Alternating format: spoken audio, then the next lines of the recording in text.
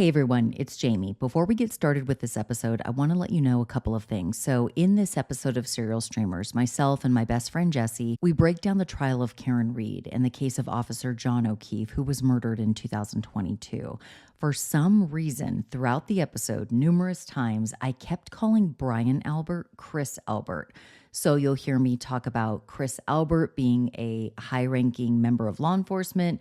You'll hear me say that Chris Albert owns the home at 34 Fairview, but the entire time I meant to say Brian Albert. But once I said Chris Albert, it just stuck, and I said it throughout the episode. So I am fully aware that I used Chris Albert's name numerous times in this episode, and I should have said Brian Albert. And the second thing I want to warn you about is that I share a lot of strong opinions in this case. And, in Serial Streamers, I really do not hold back. If I know a case and I have come to a conclusion, I've never been afraid to share it. And, after 2 years of following the case of Officer John O'Keefe and Karen Reed, who went on trial, it's really hard not to have strong opinions one way or the other. So just wanted to let you know that this definitely is an episode that I have an opinion, I share it.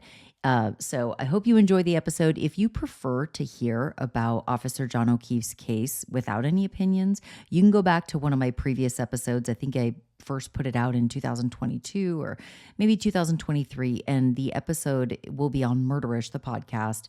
And the title will have Officer John O'Keefe's name in it. So that's how you can easily find it. But anyway, just wanted to let you guys know that. So hope you enjoy this conversation between me and Jessi. We really had an interesting conversation about this absolutely viral case. And I hope you enjoy it. Jessi, we're back with another episode of Serial Streamers, and this one's a doozy. One we're talking about today is the retrial of Karen Reed, which, if you've been living under a rock, perhaps you have not heard of this case. I say that, and a lot of people in the true crime community, we get all, I don't want to say excited, but we're like getting ahead of ourselves, and we're like, this is like the O.J. Simpson trial. Yes. And in many ways it is, but I will say, mostly for the true crime community, like content creators, if you're a content creator in the true crime community, you absolutely know who Karen Reed is. It's huge for John that community. O'Keefe. Yes. But it absolutely has spread to people who certainly, pay attention to true crime, but even people who haven't. This is a nationwide case that people know about. And that's for many reasons, which we're going to get into. But I can't quite say that it's like the O.J. Simpson trial. I mean, obviously every case is unique and different, but it's like, when you say O.J. Simpson, right, literally everybody knows. But there have been times when I've said, oh, what do you think about the Karen Reed? And they're like, who's Karen Reed? I'm like, oh my God. Right. But obviously, that might be the celebrity aspect's not there. You know what I mean? Exactly. So maybe O.J. Simpson was also a celebrity. And, Yes. And we watched it live on the news of him going down. And there's the the car chase. Yeah, exactly. So there's other layers to, or let's say comparing it to P. Diddy, the P. Diddy case, that's drawing a bigger audience just from people who listen to his music or know him just from just being famous. Yes. As opposed to just two people in a suburban town that this happened to. And, now we're uncovering some possible corruption or other things that are happening. It's different. Which tells you something about this case, because if it's just two average, ordinary, everyday people, which it is by all accounts that are involved in this, but it's reached the level that it has with the news media and social media, it's gone viral. That tells you that the case is wild. Yeah. And I'm not going to be dramatic. This case, if you know it, it is truly wild. For not just one reason, not just two reasons, for a myriad of reasons, which you and I are going to get into today. What I love about the dynamic between me and you, particularly today, is that, I'm a true crime content creator. I consider you an expert. Oh, thank you. In my own mind, I'm an expert at many things, but certified in nothing. That's right. Formally educated in nothing. But also, I have been following this trial since it went viral day one, since 2023, when she went on trial. And, so I've watched both trials. I've watched the documentaries. I listened to two lawyers in particular on YouTube, pretty much on a daily basis for the last, 2.5 years, whatever it's been, break it down. So I am very knowledgeable on this. But what I love is that you know about it. You knew about it. I knew about and it. And you knew some things, but mostly you knew because you'd watch my TikTok. Yeah, so, it was literally, I was like, oh, there was one TikTok in particular is the Haas Long to Die in Cold. That TikTok I watched multiple times because one, you were so certain in your beliefs. And so I was like, wow, it's so strong. And it's that's a fascinating aspect of the case, or part of this case is that specific search and the parts of it. And I want to ask you about it in a little bit, but that really drew me in.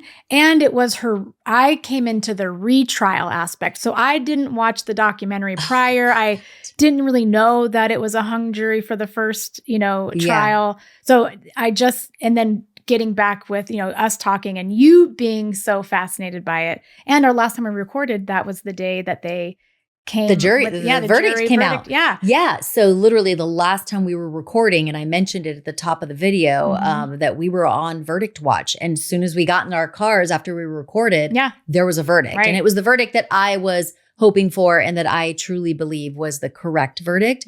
But what I love is that I'm somebody who is very knowledgeable about the case and I've been tracking it for about 2 years. You are somebody who knew about it, and now has kind of caught up. Yes. You haven't watched the 2 trial, whatever, but you've kind of caught up because you watched the documentary. Was it A Body in the Snow? The trial of Karen Reed. That was like your homework. Yeah, it was my homework. But it was such a good documentary. It was good. I mean, it's a little biased, I would say, because it's towards they were with Karen Reed and her team. Yes. But I could kind of play devil's advocate a little bit. I was trying to think of certain things, but it was an incredible documentary on top of it. So I was so excited. It was an easy watch. It's an easy watch because it was fascinating. It's fascinating. And it ends with the first trial. Yes, basically. It ends with the first trial. But that is why I was excited to cover that particular documentary and the Karen Reed trial and retrial as a whole for this episode of Serial Streamers with you particularly, because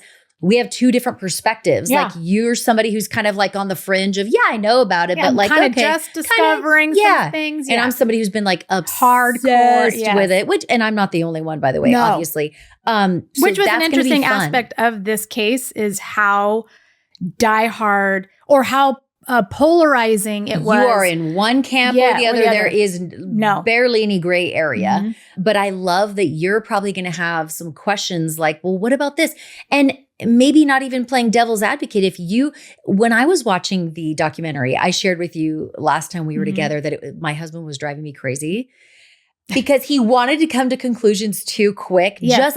His knowledge is only watching 2.5 episodes, let's say, of the Body in the Snow, the trial of Karen Reed documentary.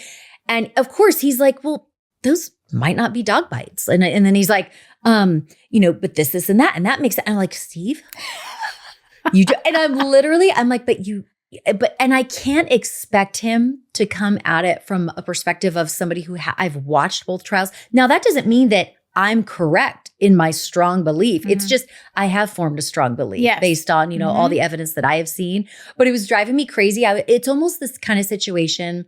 It's the kind of case where it's almost, you shouldn't even really just have a deep discussion with anybody about it unless they can tell you, yes, I am up on this. Like I've done more than just watch the documentary. I've watched 1 or 2 of the trials, because otherwise it's just, there's going to be too much to explain and be like, but you don't understand. There's evidence to corroborate this. And there's evidence to counterbalance what you're saying, happened. I'm hoping I don't do that because but I love that. I did. Cause I thought of a question I was going to ask you, but then I even myself answered it. Yeah. Because I paid attention to other parts of it. So we'll see. I might annoy you. We don't know. No. And what my point is that you're not going to annoy me because I think that me and Steve, my husband and I, he was trying to argue a certain case, but I'm like, you're arguing your point that's counter to mine based on lack of knowledge. Like I want you to have more knowledge and then let's have a conversation. And it may or may not shift your opinion. It probably will,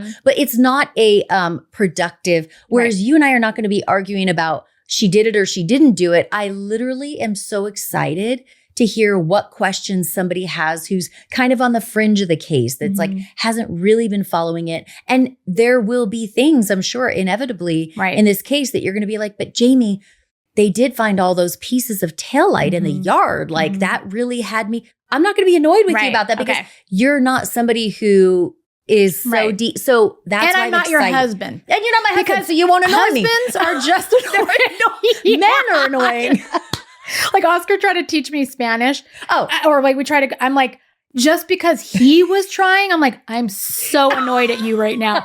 So, or anything he tries. So if you were trying to teach me Spanish, I'd lovingly accept the most help. wonderful freaking student with Oscar. You're like, no, I'm like, can you stop already? Cállate la boca. Yeah. Like just saying 20, 20, he goes, it's 20. You have to do like a BV sound. Oh. It's 20. I'm like, oh my, I'm done. I'm done. Not him expecting a white girl from suburbia to have the perfect accent. I'm pretty sure you're like, can I get 2 tacos with guacamole? Guacamole. Yeah. Poor favor. Yeah. So anyway, so I'm not your husband. No, you're not my husband. So I think you will lovingly, anything I, might counteract or whatever, you'll be okay with it. I will. And that brings me to one funny thing. I had a random thought as I was laying in bed last night. I couldn't go to sleep. I haven't slept in days because I'm, as you know, recovering from the flu. Yeah. But I told Mara this morning, I was sitting in bed last night. I was thinking, you and I were texting about what we're going to wear and stuff. And I had a random thought that, have you and I, as best friends since we were 12, we're now 47, so over 30 years of bestie. I'm 46. Oh, bitch. Oh, not going to split hairs here. Not the splitting of hairs. You're much older than I am. A good 5 months. That's right. That's why I'm the boss. That's right. In our, 30 plus years of friendship, have we ever had beef? Like, as you were talking about like how like, Oscar drives me crazy, Steve, whatever. No. I'm like, I've had beef with every close person in my life. I cannot recall a time that you and I ever had an argument. No. Or beef. There's one time I remember you were annoyed with me. Oh, tell me. Tell me. You can't even think of it? Oh, wait, hold on. Think of one time that you were annoyed maybe at a situation. I think I'm going to remember it when you say it. And I think it's on the tip of my tongue. Hold on. Annoyed at a situation. Oh, at the beach house? Yes. Oh, let's go there. Because I'm still pissed off. No, just kidding. That was the only time where I was like, oh, she's like not happy. But I understand. I was jealous. I know. I brought my boyfriend to our vacation beach house. And I'm used to being your number one. Yeah. And you always went with us. Yes. You were the number one, that would always go with us to every vacation. So that is so funny. That is the only one time. But it's literally, you were not at fault. It was, I was immature. I was jealous. And I'm like, I'm your number one. Like, who's this guy? Yeah. Long story short, your parents for like 3 years solid would rent a beach house in Orange County, like Newport Beach. And I was always the friend that you took with you every single time. Lucky me. Like it was literally some of the best memories we have in our freaking lives was at the beach house. Yeah. Funniest freaking stories. So much shit. 3rd-degree burns. Literally like crazy. But 1 year, and it might have been the last year, you had a serious boyfriend and you decided to have him come for part of it too. A little bit of it. Yeah. Yeah. And obviously it's like, I'm the third wheel. That's, and I'm like literally a 14-year-old bitch. Who's entitled. And you've had all my attention up until that point. I've had all your attention. And I loved that you had a boyfriend. But on that trip, I was like, oh, but I'm not getting all of my best friend's attention. And I remember even like complaining to your mom, and your mom's like, well, I freaking love Donna Valkachek. She's, Yeah. She literally set me straight, but in like her own, she was like, well, Jami, this is normal. Like, she has a boyfriend. Like this, it doesn't mean that you're not. And I'm like, and I look back on it and laugh so hard. So I was just being a little fucking bitch. Like I was just like an entitled bitch. Like, and it wasn't even an argument. It was just like, irritation. But yes, that was like the only time beef, I know, which is like so. And I'm like, you're the only person in my life, and you're one of the absolute closest people to me. And I've never had a fucking argument with you. So that's what I'm saying. Like, no matter, you could say anything you want about the Karen Reid trial. Except for those aren't dog bites. No, I'm just kidding. I'm just kidding. I know. I'm just kidding. You can. And I will not be. Okay, good. Great. Let's dive in. So I think that we should start just with I'm going to spend, 90 seconds or so with a quick overview. So it's quick, recap. That's it. Recap January 29th, 2022 at 34 Fairview in Canton, Massachusetts. A body is found in the front yard of 34 Fairview in the snow, and it turns out to be Officer John O'Keefe. Backing up a little bit, the night before, John O'Keefe and his girlfriend at the time, Karen Reed, they'd been arguing kind of leading up to this. And to me, they had somewhat a relationship that definitely had its issues, but it was also a relationship that had a lot of love and, all these. It seemed typical. It was really, to be honest, yeah. to me, typical. But they were boyfriend and girlfriend, and they were going to meet up with some of John's law enforcement buddies and their wives at some bars for a night of drinking, which they did. Chris Albert and his wife, Jennifer McCabe and her husband, Matt McCabe, Brian Higgins, he's an ATF Boston, officer, agent. These are all mostly high-ranking law enforcement officers in and around Canton, Massachusetts, I will say, Boston area. John O'Keefe was also a Boston cop. And what I will say is what we would learn later is that, Chris Albert and Jen McCabe and Brian Higgins, we collectively now know them as the McAlberts, are all a really tight pack. They are, the wives are friends, the husbands are friends. They're all in law enforcement, not the wives, but they all hang together. Their kids know each other. So they're a very tight group. Officer John O'Keefe wasn't nearly as tight with all those people that I just mentioned, but they were friendly enough, and they're all in law enforcement. So the McAlberts invited John O'Keefe out, meet us at this bar, the Waterfall Bar and Grill, and another bar. And John's like, okay, and he texts Karen, and Karen, I think, ends up meeting him there. So the point of the story is Karen Reed, John O'Keefe, and the McAlberts, let's call them, that whole group were out kind of drinking it up at these bars and stuff. Then at some point toward the end of the night, Chris Albert's like, hey, everybody's kind of heading back to my house.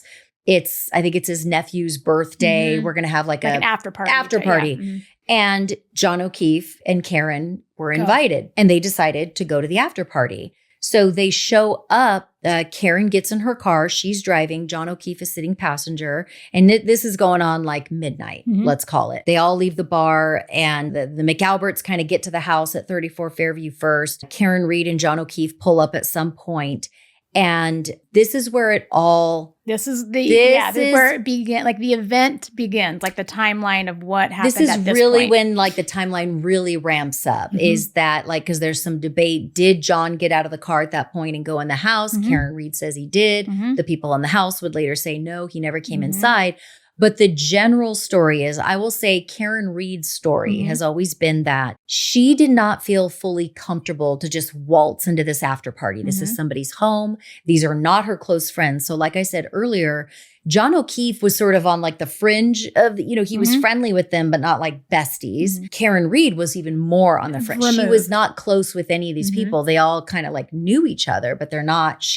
So she described it as, did we really get invited to the after party? John, now that we're here, why don't you walk in the house first? Go check the temperature of the group. Go check the temperature. If it's okay, then you and I will go into this after party. That was how Karen Reed described it. So she says she let John out of the car. He walks into the party. Minutes, 10, 15 minutes later, whatever it was, he never came back out to the car. And she's pissed off because she's it's drumming up old emotions for her. She's feeling these are my words, but I think that she was feeling abandoned. How the fuck is he going to walk into this house party? And I told him to go check on it to see if it's comfortable for us to go in. He's just going to leave me in my car? Never come. He's not texting me. Right. So she bailed. She's and she clearly didn't feel comfortable enough to go into the house and go, hey, where's John? It truly goes to she just didn't feel fully welcome. Didn't know if they really did get an invite to go in there. So anyway. She was immediately irritated with John. Immediately irritated. And already because they had fought the night before. Yes. And they did, I said, they had a typical relationship. There was a toxic aspect of it, but it's also a very typical part of people's relationships. Not many have the most healthy relationship. Oh, absolutely not. But yeah, she was immediately irritated and that he did not come out. And then she decided to go home. And there's footage of, John O'Keefe and all the McAlberts and Karen Reed at these bars. And John O'Keefe is kissing her on the forehead, putting his arm around her. And by witness account, at the trial, witnesses would testify that they were very lovey-dovey that night. And so there were different aspects, which I've been married to my husband for 15 years. We've absolutely had an argument and then it cooled and then we went somewhere together and we're fine. Yeah. Like that is typical. Like that is human. So long story short, John O'Keefe, according to Karen, is inside that house. He never comes out. She's like, well, F this shit. She leaves. On the way home, or by the time she gets, she drives back to John's house. She would stay there a lot. And John had, we'll get into, he had 2 children he was taking care of, his niece and nephew. She gets back. She leaves him a series of angry voice messages. You're a fucking pervert. Fuck you, John. Like, da, da, da, da. And she thought somebody he was with in the past was in the house, right? That's it. Or was it confirmed that they were in that house? I don't know if it was confirmed, but basically we would later find out that although they were fine, John O'Keefe and Karen at the bar, and they were lovey-dovey, and he walks into the house to check the temperature, never comes out. When he never comes out, it's almost like it's drumming up the toxic, the insecurity she had. And there was reported infidelity, maybe on both of their parts, there were. So then she immediately goes to, I'm pissed off at John and I'm going to let him know it. And I'm going to call and I'm going to rip him a new one. And that's what she did. They played her voice messages and she was very angry, potentially intoxicated, like you're a fucking pervert, F you, blah, blah, blah. She continues to leave him all these voice messages. But long story short, she eventually goes to sleep at John's house, wakes up early in the morning, say maybe 4 o'clock, 5 o'clock, whatever it is, realizes John is still not home. And now she's worried. And it's for a couple of reasons, but mainly that's not like John, right? To just not come home. And number 2, there was a record storm, like a nor'easter, like a record storm, snowstorm that came in that night and everybody knew it was coming. And so one of her first instincts when she woke up, she said, is like, fuck, did he get hit by a snowplow? Like, and he's laying on the road somewhere. Did he get drunk, and slip and fall and he's on the road? She just didn't know. She's going through all these scenarios in her head. Eventually, Karen Reed contacts Jen McCabe and Carrie Roberts, I want to say. This is where my memory's fading. Well, I know Jen McCabe for sure. And then there's the third one. I want to say Carrie Roberts. Yeah. Either way, it's another woman who these women were at the bar and at the after party. Yes. And so she calls them in a panic and she's like, oh my God, he didn't come home. Did he get hit by a snowplow? Let's go find him. So Karen Reed gets in her SUV, meets up with Jen McCabe, and I want to say Carrie Roberts. I should know this, but there's so many damn details. And my perimenopause and my flu is kicking in heavy right now. But they go out looking for John. And eventually they decide to go back to 34 Fairview, where Karen last saw him when he got out of her car and walked into the house, according to Karen. And almost immediately they pull up. As she's pulling up. As they're pulling up to 34 Fairview, where the after party was, she sees a body in the snow. Karen says, there he is. Yeah. And she runs to him and, tries to give him mouth to mouth, tries to warm up his body. She later said she picked a little piece of glass off his nose and it bled. She reported later that he looked all bruised up and maybe he'd been in a fight or whatever. And she's in a panic. And there's footage of this video, dash cam footage. Yep. Because of course, eventually, quickly, authorities are called. And that is when everything, and John was not quite maybe deceased at that point, but he was later pronounced dead at the hospital. He did not make it, sadly. And that is really where this whole thing starts. And fairly quickly, so Karen Reed is saying, I dropped my boyfriend off at that house. He walked in. He never came out. Didn't come home. I found his body lying in the snow, the front yard of 34 Fairview at Chris Albert's home, where the after party was. She's like, I don't know what happened. She has no clue and she's frantic. But fairly quickly, the McAlberts and local Canton investigators come to the conclusion that Karen Reed backed her car up and hit John O'Keefe and left him to die, knowingly left him in the after he was unconscious by her backing up and hitting him with her large SUV, left him in the snow, hightailed it over to John's house. She killed him. She knows she did, and that's what happened. Mm-hmm. And they would also later say that she actually admitted it when she was frantic on the scene and in the car with Jen McCabe when she's looking for John O'Keefe. At some point, Jen McCabe and others, in that camp reported that Karen Reed said something like, I hit him. I hit him. I hit him. Did I hit him? But mostly it went from did I hit him to then all of a sudden their story was like no affirmative. In the affirmative, Karen Reed said, I hit him. Right. And they're taking that as a confession. She said she hit him. That's obviously what happened. Let's go get her. And Karen Reed is eventually arrested. For vehicular manslaughter, right? Vehicular manslaughter. The charges are later upgraded to I think, second-degree murder. That's right. We're talking in 2022 after this happened. Because I had to look at the two charges because the vehicular manslaughter would have been that she, kind of unknowingly, out of being irresponsible, it's like an irresponsible cause of death. Yes. Not an intentional cause of death. Yes. But when they upgraded it to the second degree murder, it's kind of like malice. Exactly. Malice. Yes. So that she had some, forethought as to. Yeah. Knowing that she didn't necessarily premeditate it because that would be first degree murder, but she knew, that second degree murder, that she knew that she had caused his death. And there was some malice, like some, however you want to define that, but malice of forethought is what they call it. Right. And I know that because I was a juror on a first degree murder trial, which we can get into. So the charges were later upgraded. And so in 2023, Karen Reed went on trial for the murder of her Boston cop boyfriend, Officer John O'Keefe. And basically, what happened is I did not know about this case probably in 2022. I can't remember when I became aware of it, but essentially the collective story has been that Turtle Boy, That's right. Aidan Kearney, I'm not sure how you say it. He is a big social media local vlogger. He calls himself an investigative reporter in Canton, in that area. And he really latched onto this case. And it really was because he saw something in it after reading all the court documents. And he's like, whoa, wait a minute. Something stinks here. It does not look like Karen Reed backed into her boyfriend. In fact, he's like, it's looking like this was a massive cover up and frame job of Karen Reed. And he pointed the finger at all those law enforcement officers that were at 34 Fairview. So we're talking Chris Albert, Brian Higgins, Jen McCabe, who is Matt McCabe's wife. Matt McCabe's not a law enforcement officer, but she's in that circle. Her sister is married to,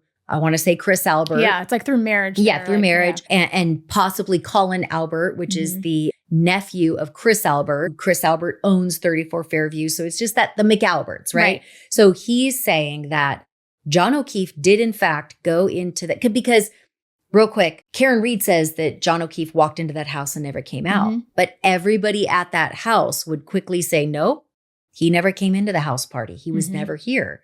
So it's like, how did he end up in the front yard? Did he go into the house and something happened in the house and somebody put him in the yard, which is what Aidan Kearney, Turtle Boy, said happened? Or did Karen Reed back up over him and hightail it over to John O'Keefe's house? And wasn't there a tipster? That's what I saw in the documentary, but it wasn't Turtle Boy, but there was a tipster that said you need to go look at the owners of 34 Fairview. Yeah, there was a tipster that called in, which really is what, so from the beginning, everybody was thinking that kind of investigators probably got it right, that local Canton PD had investigated this thing, quickly came to the conclusion it's Karen Reed. There's all these taillight pieces, broken taillight pieces allegedly from her Lexus SUV that were in the yard, that were found in the yard later. You know, he's got these injuries on his arm that are from the broken taillight. Everybody at 34 Fairview, the McAlberts, are saying he never came inside this house. So if he didn't come in this house, Karen Reed probably hit him with her car and she left. There's the Turtle Boy theory. Karen Reed and John O'Keefe showed up at 34 Fairview. John O'Keefe went inside but never came out. Something happened in that house, possibly a fight with one or more of the McAlberts, maybe Brian Higgins, maybe Colin Albert, maybe Chris Albert. And eventually his body ends up out in the snow because they placed it there to wash their hands clean of this crime that they just committed. And that then they quickly framed Karen Reed for it and started blaming her. My theory on that is that Karen Reed fully admits that in her stupor of wondering where John was, did he get hit by a snowplow? Did this happen? Whatever, let's go find him. at some point she did say, could I have hit him? Yeah, she was trying. Could I have clipped him? Like, yeah. So desperately try to figure out what happened. Yes. Like she literally was just like, and she admits to drinking and being intoxicated. Yes. So there's that element. I think that Jen McCabe heard her say, did I hit him? Could I have hit him? Mm-hmm. And went to the McAlberts after they probably committed this crime. And this is my theory.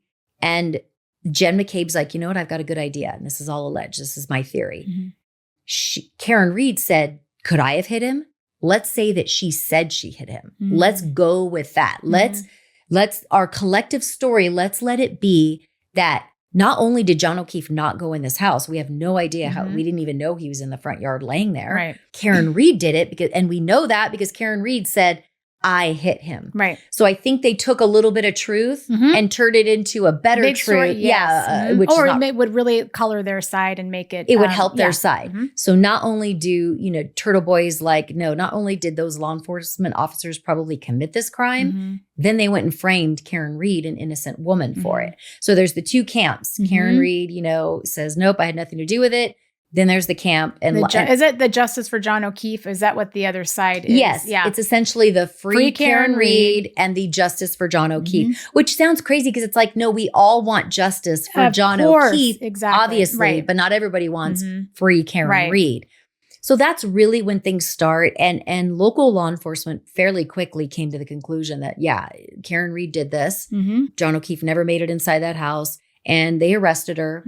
She goes on trial.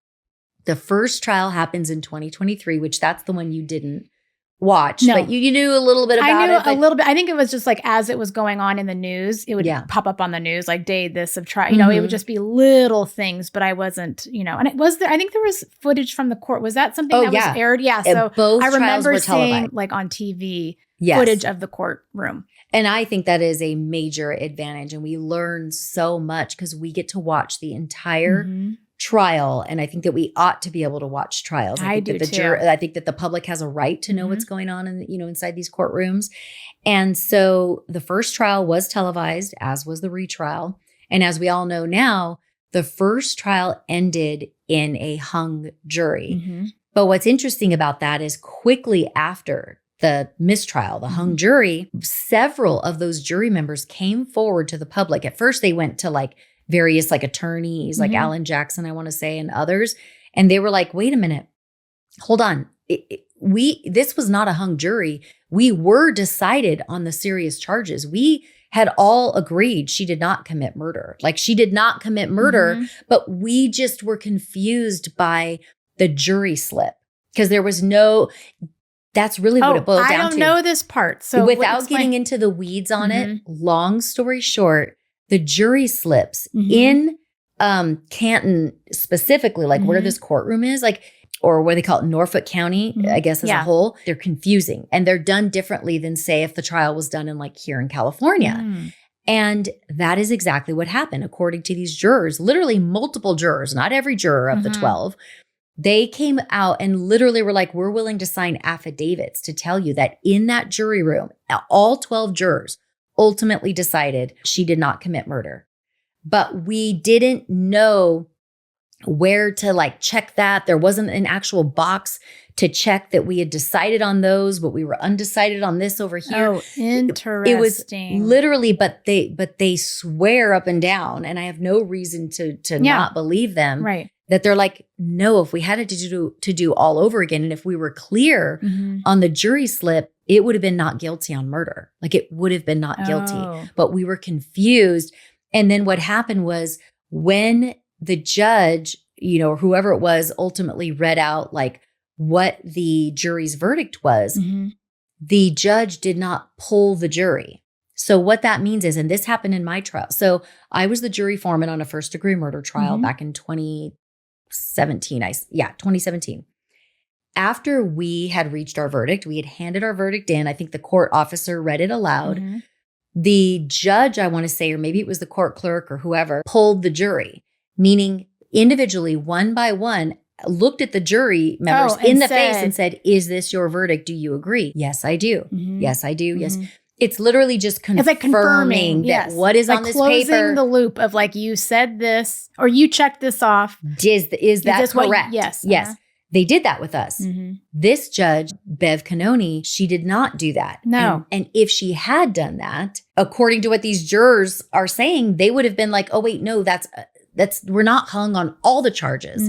We're just maybe hung on the lesser charge, but we acquitted her of murder. Like it would have been not guilty of murder. But because there was confusion and the jurors didn't get pulled, that mistrial, that hung jury stuck. Like that was the official, like this is a hung jury. Karen Reed, her defense team, after the jurors came forward and said, no, we acquitted her of murder. They took their case and appealed it all the way up to the Supreme Court. The Supreme Court ultimately did not rule in their favor. And that's, I want to say, based on what I've learned from other lawyers talking about this case, it's mostly because if the Supreme Court would have like overturned that and said, they would have been setting a precedence. And I think courts don't want to, they don't want to set a precedent. Yeah, because it would have changed things maybe going forward. And courts are not really inclined to like set a precedence. They want to do kind of like what's always been done. Right. And it's like, listen, the jury turned in their verdict. That's the verdict. So it's like, if you look at it, you know, I firmly believe Karen Reed has been found not guilty twice. And it was double jeopardy to try her again in a second trial, because that was the whole issue.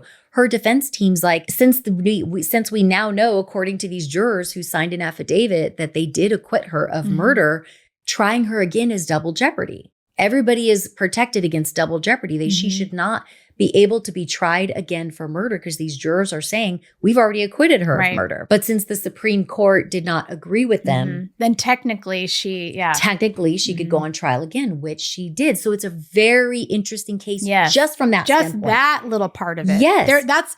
There are so many parts of this that are so fascinating. Like you said, should be studied. That's one. Another is like the crowdsourcing that my gosh, the started with like Turtle Boy, you know, and like, you know, it just blew up in the media where you know, whether you were watching the trial live or, you know, you were developing your own opinion and they could like put information out to kind of sway. And it was the one part they showed in the documentary, it was very difficult to find a jury that had not somehow been tainted or knew about it or had some bias. Yeah, it was like out of retrial. like 60 something, they only had this, you know, whatever. It was like a very small percentage that they could actually find to make up the jury. Yes, because it had basically gone viral because of, you know, what all started with Turtle Boy. And backing up, I think it's important to say that what Turtle Boy did, whether you love him or hate him, he's a very polarizing and controversial figure. We could get into that later. But what he did do for this case, he blew it up. He made it go viral. He made people sit up and pay attention. Yeah.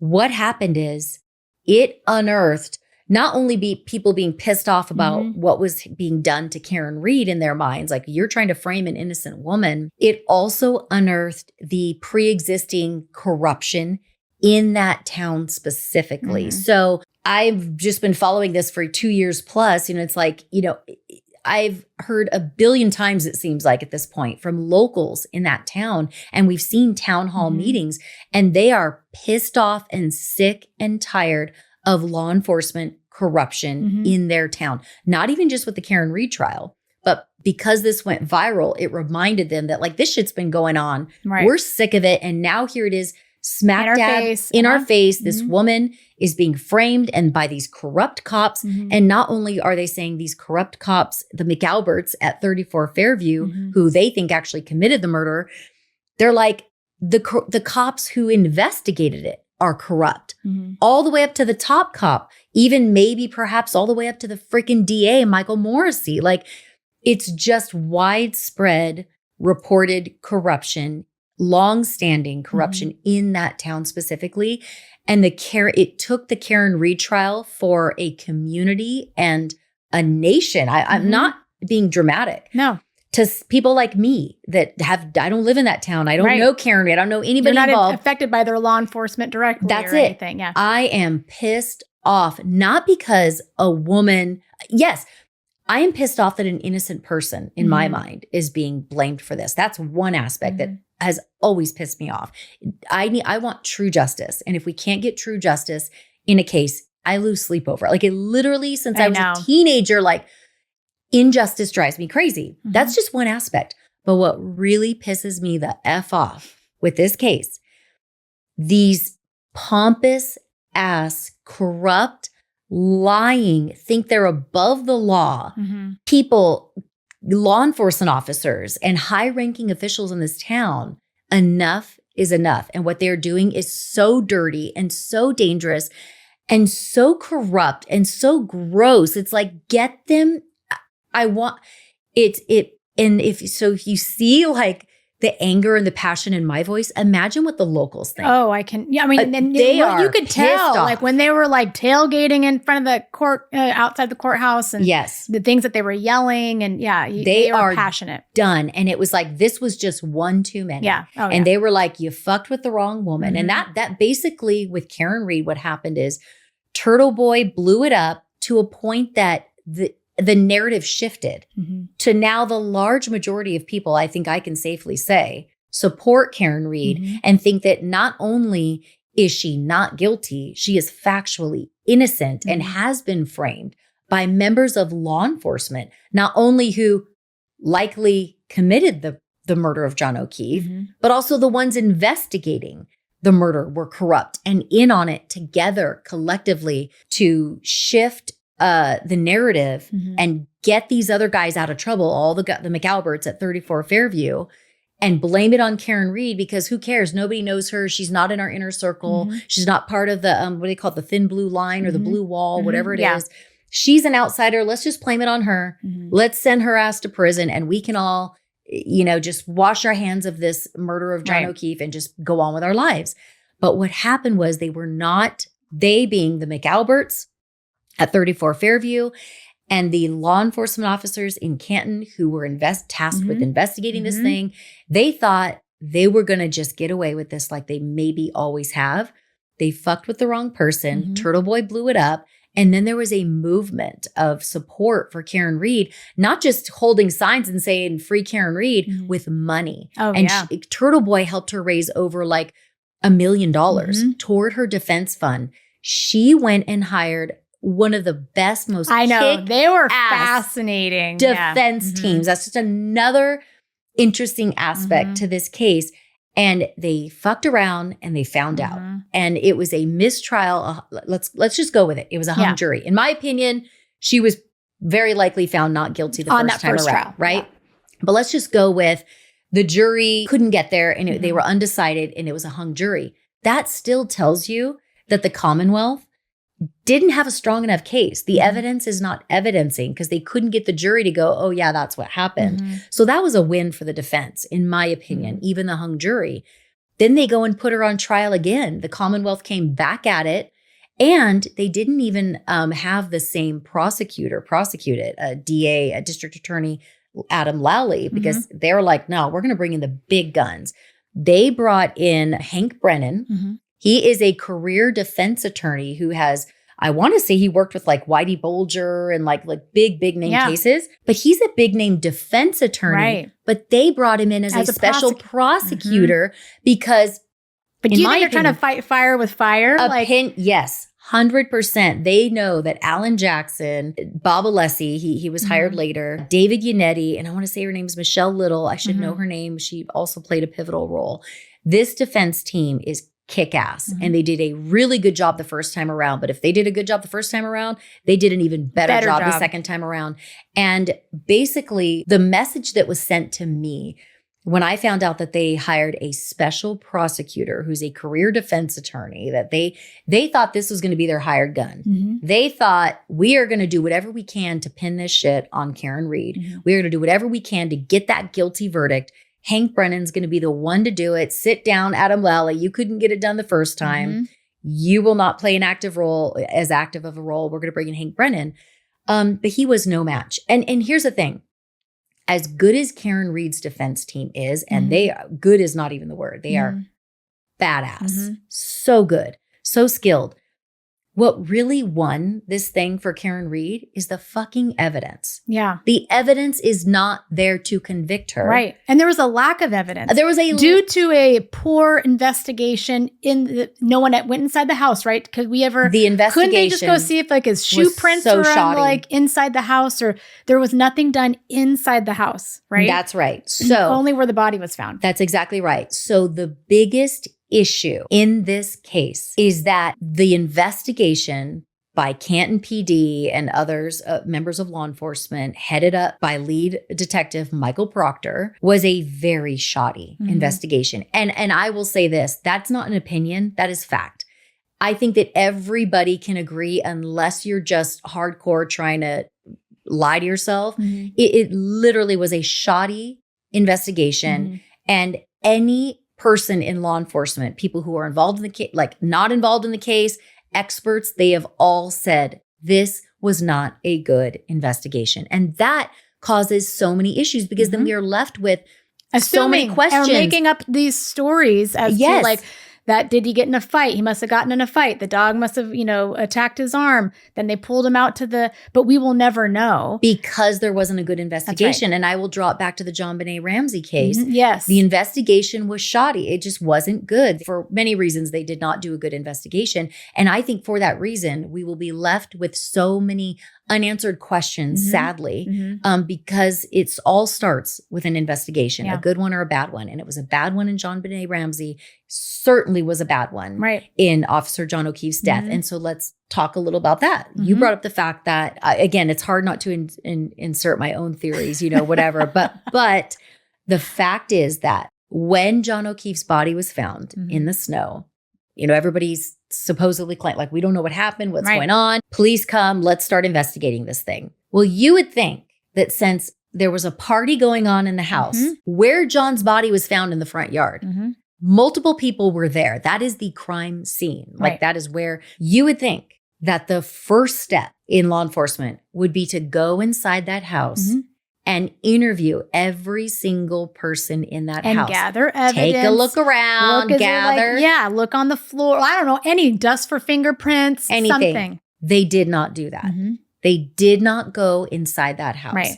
And for me, based on everything I know about this case, that was because local law enforcement, for the most part, was in on protecting the McAlberts. Exactly. The McAlberts cannot go down for this crime. This is my theory. Others hold it too, many. And so Michael Proctor and some other people under him and over him were like, we're going to do you a solid. You're a law enforcement officer, Chris Albert. This is your house. Dead body found, a body found in the yard.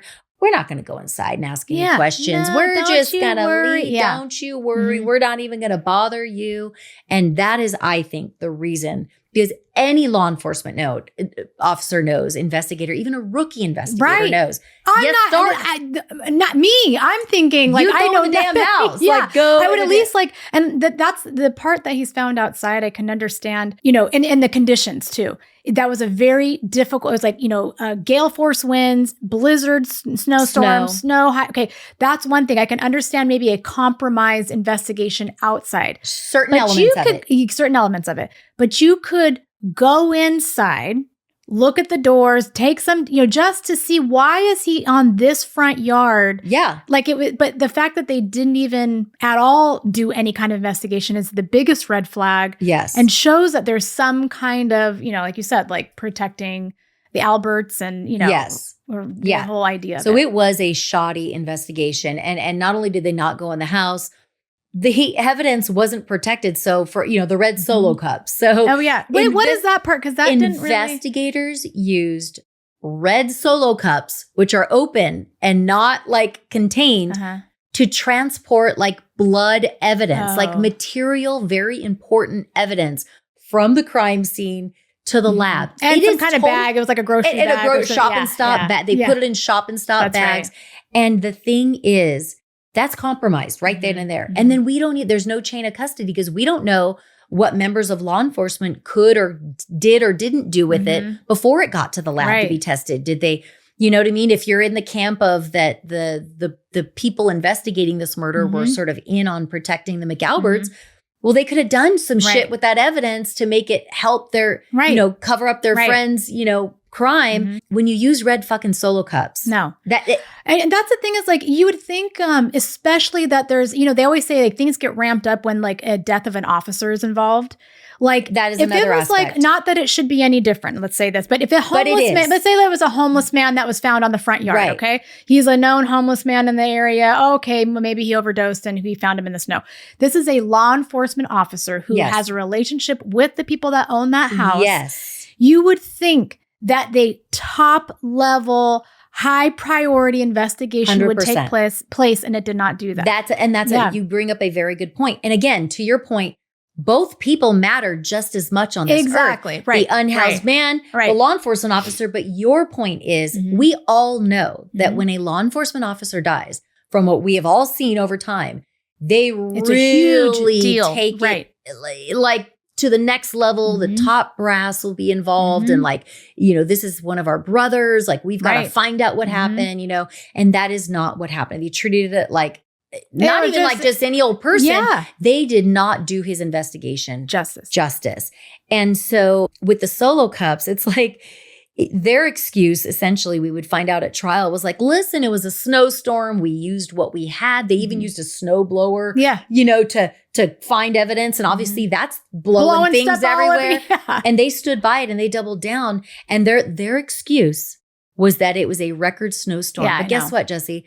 Murders don't happen in the fucking snow. I know. I'm sorry. I know. This is Canton, Massachusetts. Right. Snow happens every year. All the Certainly time. People die. Yeah, extreme weather. That's it. Yeah. So you should already be prepared that should somebody be murdered in the snow, this is how we collect evidence. We deal with it. And it's okay to take your time and go, okay, it's snowing. We have to use certain vehicles. It's going to take some time, but we're going to go get Faraday bags. I think Faraday bags are the ones that are like, you can transport evidence and it's sealed and it's like the proper, it maintains the chain of custody and essentially like no law enforcement officer or anybody can go in and manipulate it. And, that is the safe way and the correct way. A sealed, law enforcement approved bag. I think it's called a Faraday bag.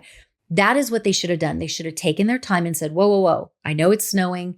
But instead of using red Solo cups and a shop and stop bag to transport this, which just completely, now we can't trust it. That's my point, is we can't trust. Yeah, it gives you doubt. It gives you, there's all this doubt. It could be contaminated. It could have been manipulated. It could have been all these things. You should have just taken your time, go back to the law enforcement hub base, go get your Faraday bags and go do things the proper way. Like not be using red Solo cups, the snow blower the next day. And it was ridiculous and literally almost like from a movie. Like this is a clown show of an investigation. And so, the investigation goes on and it's like, and another suspicious thing. And this is what I will say, so that we don't go on for hours and hours. I know, because we could. We've got to touch on some important things. And I want to address any things that you thought while you watched the documentary. No matter what side it's on. I want to talk about the fact that obviously one of the most suspicious things was that Chris Albert is a high-ranking, member of law enforcement. He's the one who owned 34 Fairview, where the after party was, in the front yard where John O'Keefe was ultimately found. At 6 o'clock in the morning, let's call it, when Karen Reed and Jen McCabe, and I want to say it's Carrie Roberts again, I'm forgetting who the third person was, that rolled up and found John O'Keefe's body in the yard. First of all, Karen Reed was screaming at the top of her lungs, okay? Screaming. And there's video evidence of that. And witness testimony, she's screaming. Law enforcement, ambulance, or whoever, emergency vehicles were called. Lights are flashing. Maybe they made some sound all this crazy activity is in the front yard of Chris Albert's home, a high-ranking member of law enforcement. Do you think that he came out to investigate what the hell's going on in front of my house? Yeah, he acted like he didn't wake up to any of it. He never came outside to look what is going on at my house. I hear screaming. And there were neighbors who said they heard the commotion, but he didn't even hear it at his own. And he would try to say at trial that, the wind was blowing really loud. The wind was blowing. Me and my wife were having sex, whatever was going on. We'd been drinking, whatever. I don't buy it his for CPAP machine. That's Who knows? knows? But yeah, I know that doesn't make sense. Like why, or what, let's say he didn't hear through all that. Why would nobody, knowing who that house was, they knew who was in that house. They knew. Why wouldn't they go knock on the door like, this is what's going on. Are you okay? Yes. And, anything. Like, it was almost like there was a huge disconnect. Like, it wasn't on that property. And that house was never going to be, no one was ever, they separated that house from where his body was found. Yes. Like, it had nothing to do with it. You put that so clearly, and that is exactly right. There was a major separation. So it's very suspicious, in my opinion, that Chris Albert, and not only that, this is your so-called your friend, or I mean, he didn't know, like he's saying he didn't know what was going on, but certainly you're a member of law enforcement. Law enforcement they're trained to invent what is going on. If they see lights in their neighborhood, even if it's not in his front yard, as a member of law enforcement, I, as an average citizen, would be out in that front yard. What the fuck's going on? Yeah. All this commotion at 6 a.m. But especially if I'm a law enforcement, I'd be like, oh my God, what's going on? Like, can I help? Like, what is going on? He did none of that. To go a step further, Jen McCabe was also at that house, supposedly a very good friend of John O'Keefe's, the victim. She's in the car when Karen Reed and her and this other woman roll up and find John O'Keefe's body. Jen McCabe's sister lives in that house, 34 Fairview. Why did she not run inside that house to make sure they're okay? Yeah, are they not murdered on the inside too? Like, a body's been found on that front yard. Who else is impacted by this? Is anybody else hurt or harmed? Yes. Yeah, and this is a body of somebody who, like, we know, like, and even if not to check if they're okay, go alert your sister that John O'Keefe is dead in your front yard. She did not do that. And so it's suspicious on both sides. Yeah. So if you believe the conspiracy that basically the McAlberts inside 34 Fairview did something to John, put his body in the yard, then and Jen McCabe is part of that, then it makes sense that Chris Albert wouldn't come outside, because they need to have to confront what he did. Now he's part, or had a part of that investigation. So he's like, let me stay as far away. Let me just stay in my house. Act like nothing's going on. I don't know anything. And Jen McCabe, going a step further, if she's also part of the conspiracy and her sister lives in that house and whatever, she's not going to go in that house because she's probably been told, do not come in here. Like, we do not. So either way, one of them certainly would have, Jen McCabe would have either gone running into that house if they were all innocent. Oh my God, are you okay? John's body's in the front yard. What do we do? That didn't happen. And or Chris Albert would come outside and go, what's going on in my front yard? Oh my gosh, what's going on? That didn't happen. So that was highly suspicious when you couple it and gather it with everything else that's suspicious about this case. So mistrial, on the first one, and that really to me meant that the evidence just wasn't strong enough to convict. The Commonwealth decides to put her on retrial, and they're going to try her again for murder. This time they bring in the big guns, Hank Brennan, special prosecutor. And that was also televised, which I watched. And it was a very different trial in some ways, but it was also very similar. Some things were different, but the gist of it was the same. Commonwealth is saying Karen Reed was drunk. She was angry. She backed into John O'Keefe, knew it.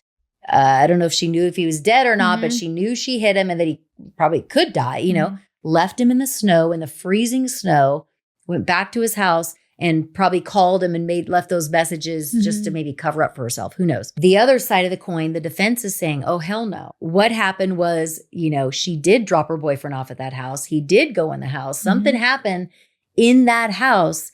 And Karen Reed was worried and calling and, saying, where are you that morning when she woke up? Her car never made impact with John O'Keefe. The evidence is not evidencing there. And she is an innocent woman. And lo and behold, the jury did find her not guilty of murder, not guilty of manslaughter. They did convict her of OUI, which is DUI. Drunk driving. So, which you and I talked about this the last time we recorded, that is a massive win. Oh, yeah. For Karen Reed and the defense team. It's like, listen, she's going to deal with that. Yeah. There was some evidence to show that she could very well have been drunk when she was driving. So they convicted her of OUI. And a lot of the jurors, some of the jurors, including the jury foreman, has spoken out. And it's interesting because I want to say that most or all of the ones that I've heard interviewed, the jurors on her second trial, they've been asked the question, do you think she's not guilty or do you think she is factually innocent? They said factually innocent. We do not believe her car made contact with John O'Keefe. So the defense had a bang up case. Yeah. And let's talk now about kind of your thoughts, maybe any questions you have after watching the documentary. Maybe some of it's like, well, there were tail light pieces in the yard. That's what, well, first I was going to ask you before I go into that, like, what are your, if you could, I don't know if there's like 3 or 5 things where these are the reasons why you think she's factually innocent. Okay. What are the aspects of? Number 1, John O'Keefe's injuries or lack thereof are not in any way consistent with being struck by a vehicle. Okay. And I say that because medical experts, more than one, have testified and said that when somebody is struck by a vehicle, which is what the Commonwealth is saying happened, at the very least, they have bruising in the area where they were struck. Very often, they have not only bruising, but they have fractures and or broken bones. That is very common when a vehicle strikes a human being. That makes sense to me. Right. Like that makes so much sense to me. And only his injuries were only focused on his face and then arm and the back of the head. Probably from impact or hitting or maybe falling on the back. Yes, something happened. He had like I saw there's like they had an expert witness that said he could have been hit by a car because he was out of a shoe. And that is like one of the most common things that happens when you get hit by a car is it literally takes you out of your shoes or out of a shoe. But that paired with he had no fractured bones and then the torso area, right? He had no bruises on the midsection of his body. He had no fractures, no broken bones. Ribs, what he did have was a decent sized gash. I want to say it was an inch, maybe 1.5 inches on the back of his head, which is more than likely what ultimately caused his death was that injury to the back of the head. And he had bruising on his face. Like he almost like he'd been in a fight, like, or he had bruising around the eye, like upper, lower, and they had the glass pieces and the cut. Yeah, there was like a glass piece in his nose that, this and that. So, and even John's own brother, who thinks that Karen Reed did this, his initial thought was like, my brother looks like he, this is what Karen Reed says that he told her. My brher looks like he went 10 rounds. Yeah, because he saw him at he saw him at the hospital. Saw him at the hospital. She was at the hospital for a 5150, which is a hold for like suicidal. Yeah, or she was actually taken psychotic. Psychotic. Yeah, and he was a couple doors down or whatever. Yes, and, the brother. So Karen Reed says that Paul O'Keefe said something like, "My brother looks like he went 10 rounds with Tyson," or something like that. So like he got into a fight. That's what she says John's own brother's initial reaction was after seeing his brother in the hospital. Going a step further, law enforcement, I can't remember which one, but it might have been Proctor, but somebody heavily involved in the investigation of this case, before everything started to unfold, they had either written down in their notes or said their initial reaction was he'd been assaulted. Like he'd been in a fight. So that was their initial reaction. So in addition to, bruising and cuts on his face, the big gash, on the back of the head, John O'Keefe had these abrasions all up and down the top of his arm, mid and lower. Like puncture wounds. Like abrasions, just like all these scratches. And, And those were like, okay, what happened here? And so so you were asking me like, what is it that made me think like Karen Reed is factually innocent? So his lack of injuries, I will say, it is not consistent with being hit by a car. Those cuts, whatever you want to call them, abrasions on his arm, does not make a lick of sense that a broken taillight did that to his arm. Right.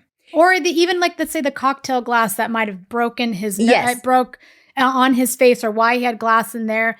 I saw what the experts they had. I don't know if they're just like specifically animal. Yeah. Veterinarians or something. There's some kind of, they do a lot of investigation. Emergency like room, physician, like this highly it looked trained. like a dog bite. And those things that they saw were the arch of the teeth. So it was like where you could see like the curvature of like the, kind of deep scratching, which could have been from teeth. Yes. That were on claws. him, and claws, and then puncture wounds from claws. So the defense had a couple of really highly qualified like experts that came in and told the jury, those are dog bites, or at least animal bites like that, that based on my expertise, and I've treated and seen, hundreds at this point of known dog bites. Like we know it came from a dog. Those are dog bites. So that I would say the lack of injuries, they are not consistent with being struck by a vehicle. I would say number 2, the timeline doesn't work. So I don't think there is, without getting in too much into the weeds, but when mostly everybody agrees that John O'Keefe was rendered incapacitated, let's say like, in whatever way, Karen Reed was back at his house and her phone had connected to his home Wi-Fi like 4 to 6 minutes later. And this is in a snowstorm. So yes, John O'Keefe didn't live super far. I don't know the exacts from the, let's call it the crime scene, 34 Fairview. But you want to tell me that she literally like in a snowstorm with like stop signs and everything, whatever, that she made it back to his house within literally 4 to 6 minutes? That does not make sense to me. No. It doesn't make sense. And we know that she made it back to his house at a certain time. I want to say it was 12:36 a.m. to be exact. Her phone connected to his home Wi-Fi. I know for a fact when I pull up to my house, as soon as I get literally right before my tire hits the edge of my driveway, my phone connects to my home Wi-Fi. So even assuming she's walking in the house and it connects, I think it's more likely she pulled into the driveway and it connected. But the timeline does not match. Those injuries on the arm look very much like dog bites. And we know that at 34 Fairview, Chris Albert had a dog, a German Shepherd named Chloe. It was known to be aggressive in certain situations.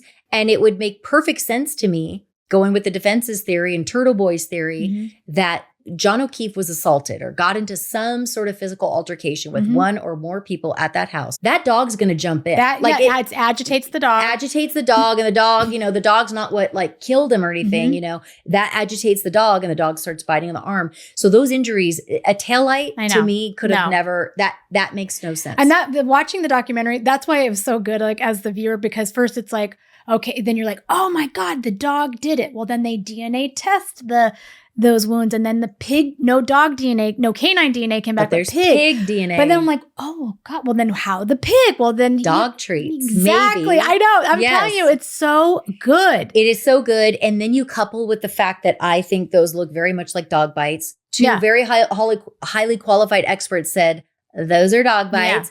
And going a step further, we know that the Alberts rehomed their dog Chloe after owning her for 6 years, shortly after John O'Keefe died. Yeah, it was like it was like less than 2 months, I think, after. Yes, and that was from they said another aggressive something that happened with the dog. Right. Yeah. So it's just it all like is adding up, and it makes sense. And then. So you're talking about I could name off 20 reasons why I think, but I'm not going to do that because it will just be too much. Your top. Yeah, those are the major reasons. There was one more. That is the Haas long to die in cold anything. That is a huge thing. Let's talk about that. So in the first trial, it came out that like after doing like basically a scrub of certain people's, cell phone data to as part of the investigation, Jen McCabe, it was found out, the defense presented this evidence, that Jen McCabe at 2:27 a.m. Now, 2:27 is important because both sides agree that, right around, let's say 12:30 in the morning on January 29th is when John O'Keefe is rendered incapacitated somehow. Okay. His body is not discovered for the first time by Jen McCabe, Karen Reed, and the other woman until like call it 6 in the morning. Okay. So at 2:27 in the morning, if everybody's telling the truth, nobody should have known that John was outside laying in the cold in the front yard of 34 Fairview.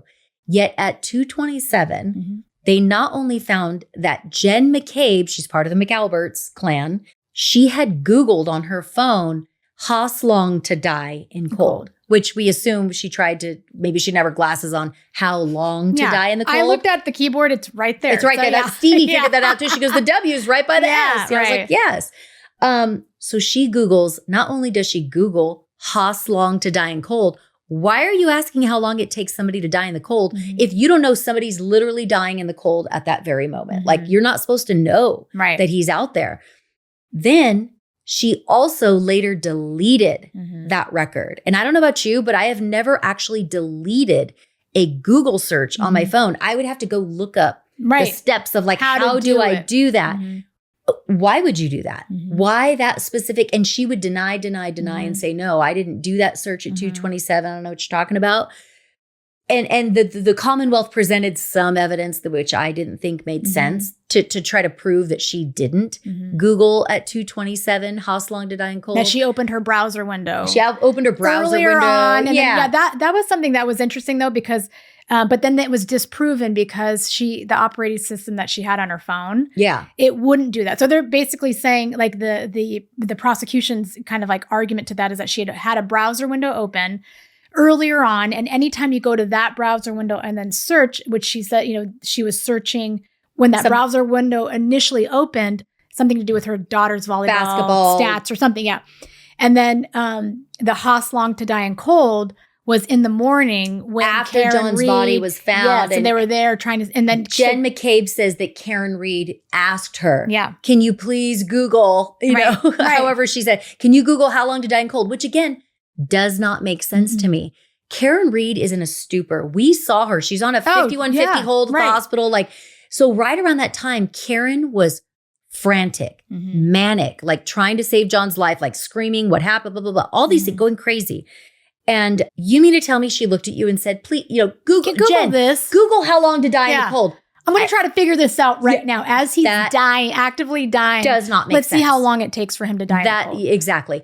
So my whole point in that was, if you believe Jen McCabe's bullshit story and the Commonwealth's evidence that she actually didn't Google it at 227, she only Googled it at 627 in the morning, whatever it was. I don't believe that because there's a second action. Then how do you explain the fact that she deleted the record? So now you have to explain, why'd she search it at 227? Why'd she later delete it? If she didn't later delete it, maybe some people can go, you know what? That kind of makes sense. Maybe she didn't Google it at that time. But there's a second action that is unexplainable that, so that was a big one. Yeah.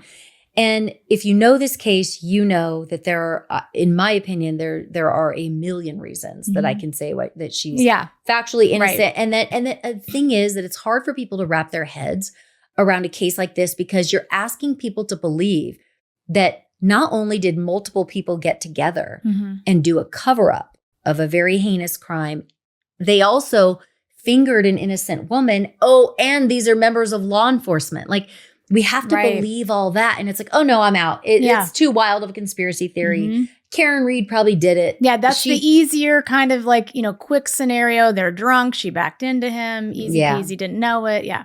But I think for me, I process the evidence and I don't have a dog in the fight, pardon the pun. It just is screaming at me that she did not do this. I know. So you were asking me like, what are the big reasons why I think that she's innocent? What other thoughts did you have as you watched and what you know about this case? Like, were there times in the documentary where you were like, well, that makes sense maybe Karen did it. So tell me, what were those one things? Was just like kind of, I was thinking like, what is the easiest kind of explanation?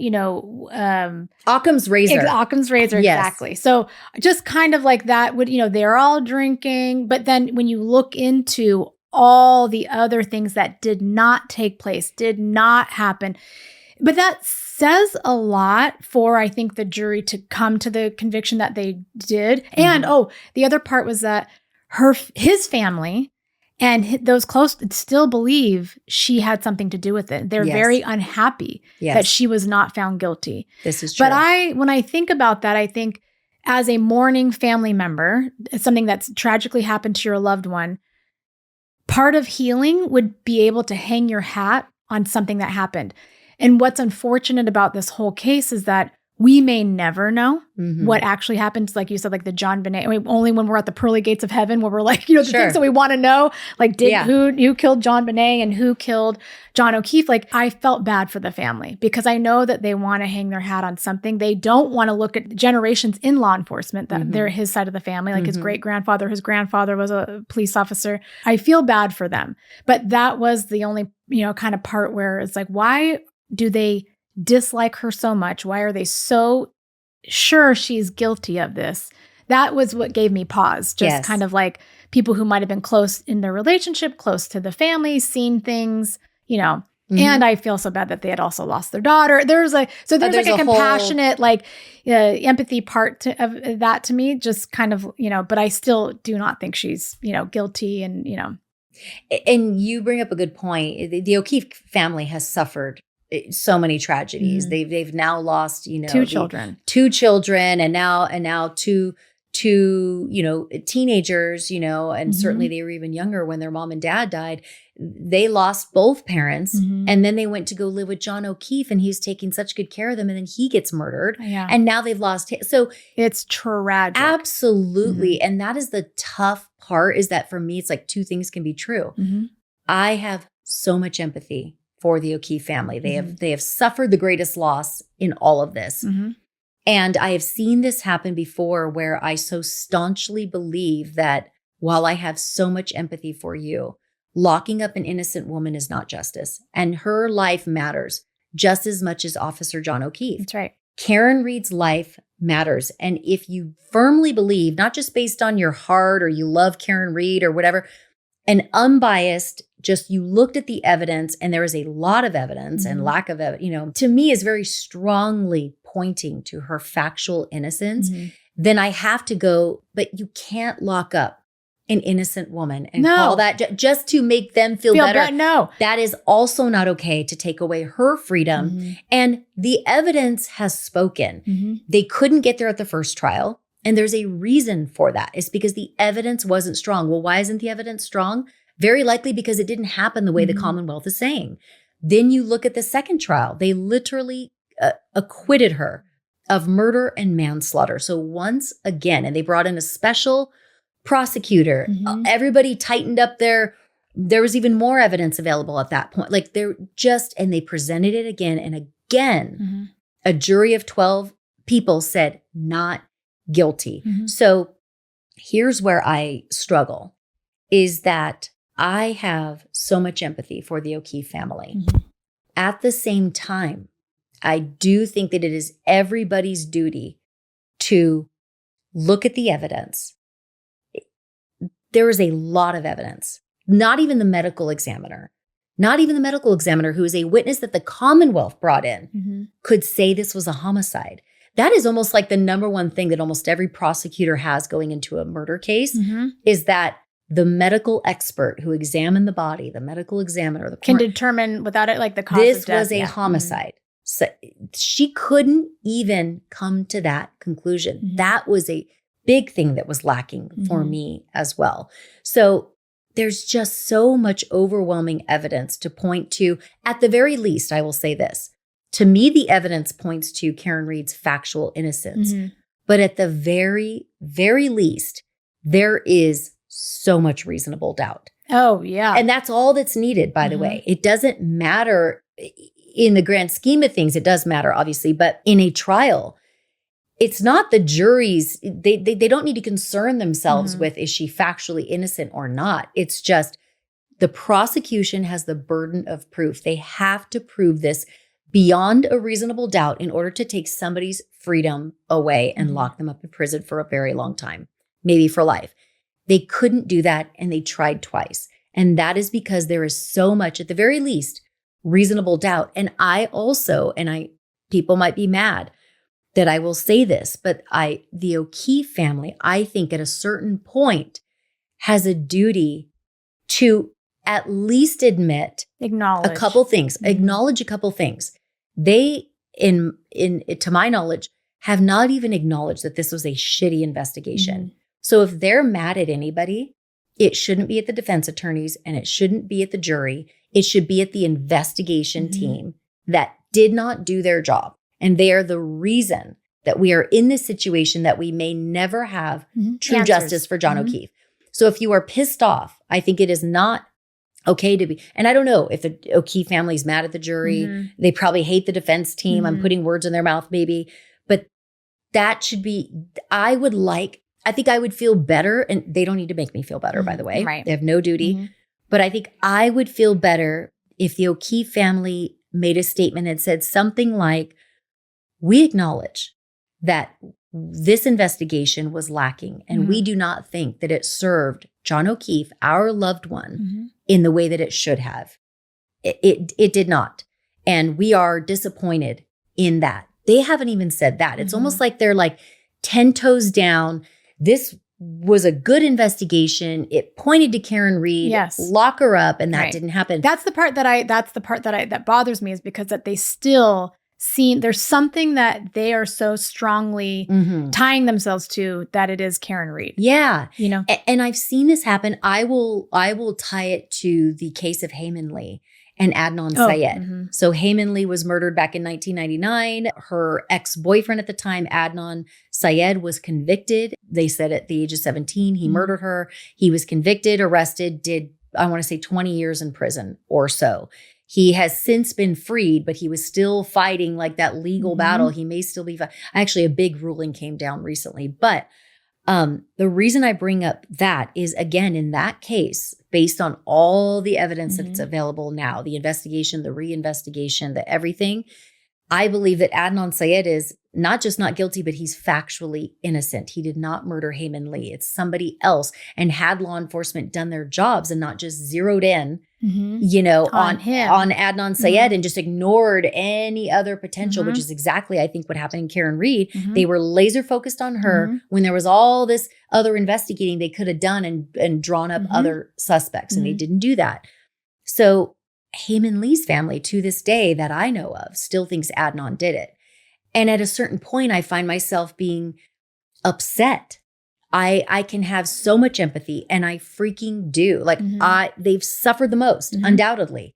But I think that everybody has a duty to get true justice and not to have the lives of innocent people taken away, like Adnan Syed, locked up for 20 years, wrongfully convicted. Karen Reed could have been locked up, and that would have been an innocent woman.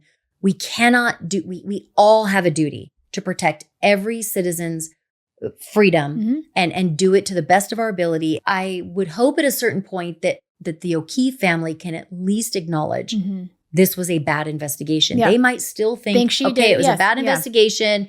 We are mad. We are disappointed in that. However, we still think she did it. But until I can get some people in that camp, and I want to say the McCabes, the lead investigator Proctor, who's now disgraced and fired as he should be. We haven't even talked about him really. And the O'Keefes, until they're at least willing to say, we're disappointed in the investigation. And the investigation, had it been better, maybe we all wouldn't be in this circumstance in the first place. And we would have more answers and justice for John O'Keefe. But if they're not willing to at least admit that, then I just go middle finger up. Not to the John O'Keefe family. No, because I can't do that. I have a heart. But McAlbert's, investigators, Michael Morrissey, even I'm going to say Hank Brennan, because I didn't like his statement after the verdict came out. Middle finger up, because it's almost like the O.J. Simpson trial. Like when somebody wants to come to me, if anybody at this point, based on all that we know, wants to say, you know what, I don't think he did it. F off. I'm not even having a conversation with you because you are delusional. Like, in my opinion, based on what we know, if you can't at least admit, the DNA, this and that, I do the same thing with Karen Reed. The evidence is so strong. The evidence is so strong that there's at least a lot of reasonable doubt that she may not have done it. And I think that she didn't do it. If you can't at least admit the investigation was shoddy, then we're not even having a conversation. Exactly. We're not even having a conversation, because that is a fact in this case. Investigation sucked. It was lacking. It wasn't justice for John O'Keefe. They didn't do all they could have done and should have done. And they got us into this mess. That's where all this mess started. So I have just now taken up this entire, I want to hear more about, was there anything else? You brought up the O'Keefe family that kind of made you go, well, maybe, was there anything else while watching the documentary that you were like, well, that evidence kind of points to that she might have done it? Yeah. It happened multiple times, but then something the defense then found out to then disprove that. That's why it was great to watch. I didn't watch the trials in real time, but watching this documentary. And I did say it is kind of biased. They're following Karen Reed and her team. Yes. But they do interview people, two really good friends of his, I think or a cousin. There's like a female cousin or somebody. There's people who are on his side. Yeah. Who really, you can tell still to the very end, do not like Karen Reed. Yes. They, and I could see there's certain things that they would, really keep bringing up about like her appearance and how where is she mourning during this whole thing. But she even then I thought about that, it just kind of jumped right into she's protecting herself and trying to get herself through, she's saving her own life. Like John is gone, but she's now got to save her life and get through this. But the ones that came up, but then again, the defense disproved it, was the Haas long to die in cold. First, I was like, yeah, why are you Googling that? Why are you deleting it? Right. And then they brought up the timestamp of when she opened her browser window, but then we find out the operating system that she had on her phone. That doesn't come into play, actually. Yeah. That's not going to. So, and then I guess the tail light. So the tail light was the only other part where there was a clear damage to her car on the right side. I'm trying to think of if you're looking at the back of her car, I think it was on the right side. Yeah. So then that they have found, many pieces of this red tail light at the scene of the crime. But then even then, someone could have just planted it. And that's what the defense was saying, right? That it wasn't in the initial investigation, the taillight wasn't found. So the taillight is important. And I would say there are like 2 or 3 things in the Commonwealth's theory of the case that those things have to have had happened. Otherwise, Karen Reed's innocent.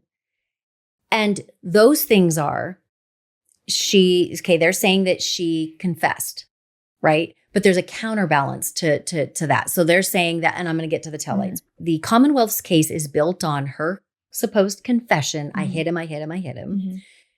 The damage to her taillight, which then those taillight pieces were found sprinkled around, the crime scene where John's body was found, with those injuries on his arm that the Commonwealth says that's where the injuries occurred, is because her taillight broke when she hit him. Those are the main aspects of the Commonwealth's case. However, there's a counter to all of it. The defense was able to attack that and then some. So with regard to her confession, the big thing is, number one, Karen says, no, I said it not in the affirmative. I was like, did I hit him? Did I hit him? Okay, let's pretend we don't believe Karen, right? Let's pretend that she shouted, that she said that she said it on scene. I hit him. I hit him. I hit him. Like they're saying she repeated it. Not with a question mark at the end. That's it.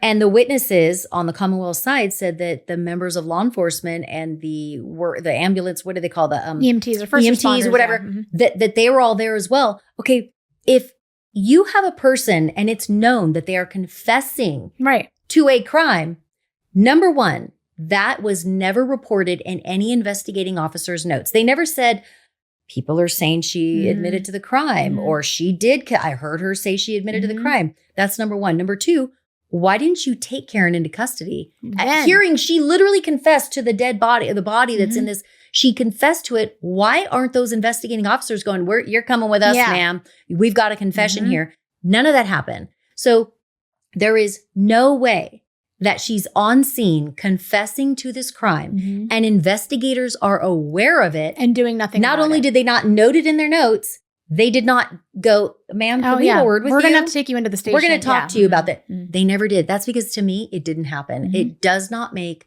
a lick of sense. So that's the counter to a huge part. Like if the Commonwealth doesn't have a confession, all they really have is there's a taillight broken and the pieces are found. The injuries may or may not be consistent on his arm with the taillight. So let's talk about the taillight pieces. Commonwealth, it sounds very compelling that Karen Reed's vehicle has a broken taillight. There are taillight pieces found at the crime scene around near John's body. And you have a guy that's incapacitated, ultimately dies with injuries on his arm that may have come from those taillight pieces. That sounds very much like she hit him with her car and bailed. However, When investigators first went to the crime scene after John's body is hauled away or taken away, you know, to the hospital where he ultimately dies, when they first go there, and it's snowing, but it's not like crazy snow just yet. And that we know that by the weatherman who testified. We know that by witnesses who were on scene. Like, yes, when John's body was found, it wasn't buried in the snow. It was like a couple inches. It was laying on top. It wasn't crazy. Investigators come. What they did find was a clear cocktail broken glass. Yeah. A clear cocktail glass is found. Okay. No taillight pieces were found. And I'm like so passionate about this because no taillight pieces were found in the initial sweep of the investigators, you know, looking at the crime scene. They did find a clear cocktail glass. That they said came from the bar, right? That they said came from the bar. So they never checked, is it a glass that goes with the set? Karen Reed said that John left the bar with her vodka drink in a cocktail glass, and he exited her car with that. Okay. So he did have a glass that night, according to Karen Reed. But it's clear, and they found it in the snow, a clear glass. Okay, they did not see any bright red taillight pieces, which you think would be sticking out like a sore thumb, right? So that's number one. The taillight pieces were not found until after Karen Reed's vehicle was seized by law enforcement, who a lot of people think was in on this. They seized her vehicle, took it to the Sally Port. Lo and behold, later during a second sweep, after these officers that a lot of people in the defense theorizes, you know, like were involved in this whole cover up, then all of a sudden they go a second time and all these pieces are found. Like all these pieces. All of a sudden, yeah. Bright red, clear, small, big, like literally like everywhere. And at that time, that's when the major part of the snowstorm had hit. So you want to tell me that the first sweep of the crime scene, when it was a dusting of snow, all you found was a clear cocktail glass? You didn't find these bright red, clear, clear. No red pieces of taillight, nothing. And then all of a sudden, after you have possession of Karen's vehicle and you have it for a while and you're alone with it at the Sally Port. Oh, now all of a sudden on the second sweep, when it's the storm has come, this big nor'easter, and now all of a sudden you find these bright red, multiple pieces, big and small, of taillight that anybody would have seen the first time around had they been there. And to go a step further, I mean, that's suspicious. So obviously what we think happened is that they took Karen Reed's car, they busted the taillight, you know, they took those pieces, and one of the corrupt members of law enforcement, allegedly, went and threw them at the crime scene so that they could be found, so they could pin it on Karen Reed as if she hit him with her car. Sounds crazy, whatever. But to go a step further, there was something else. They also like saw footage of her leaving John O'Keefe's house. Yeah.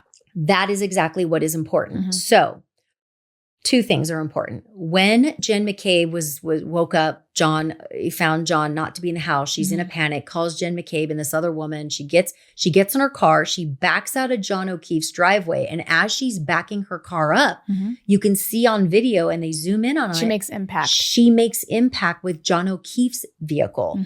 Now, we don't see exactly what happened because it's the camera is at the angle of the front of her car. Right. She's backing up, but you see what you do when you zoom in on John O'Keefe's tire. His car moves. Yeah. It like jumps. Like anybody clear as day, her vehicle made impact. And it's on the side of her vehicle where the taillight was ultimately broken on Karen Reed's. So then the video captures her tapping, and it looks like she doesn't even know she hit his car. She's just like trying to find John O'Keefe, whatever.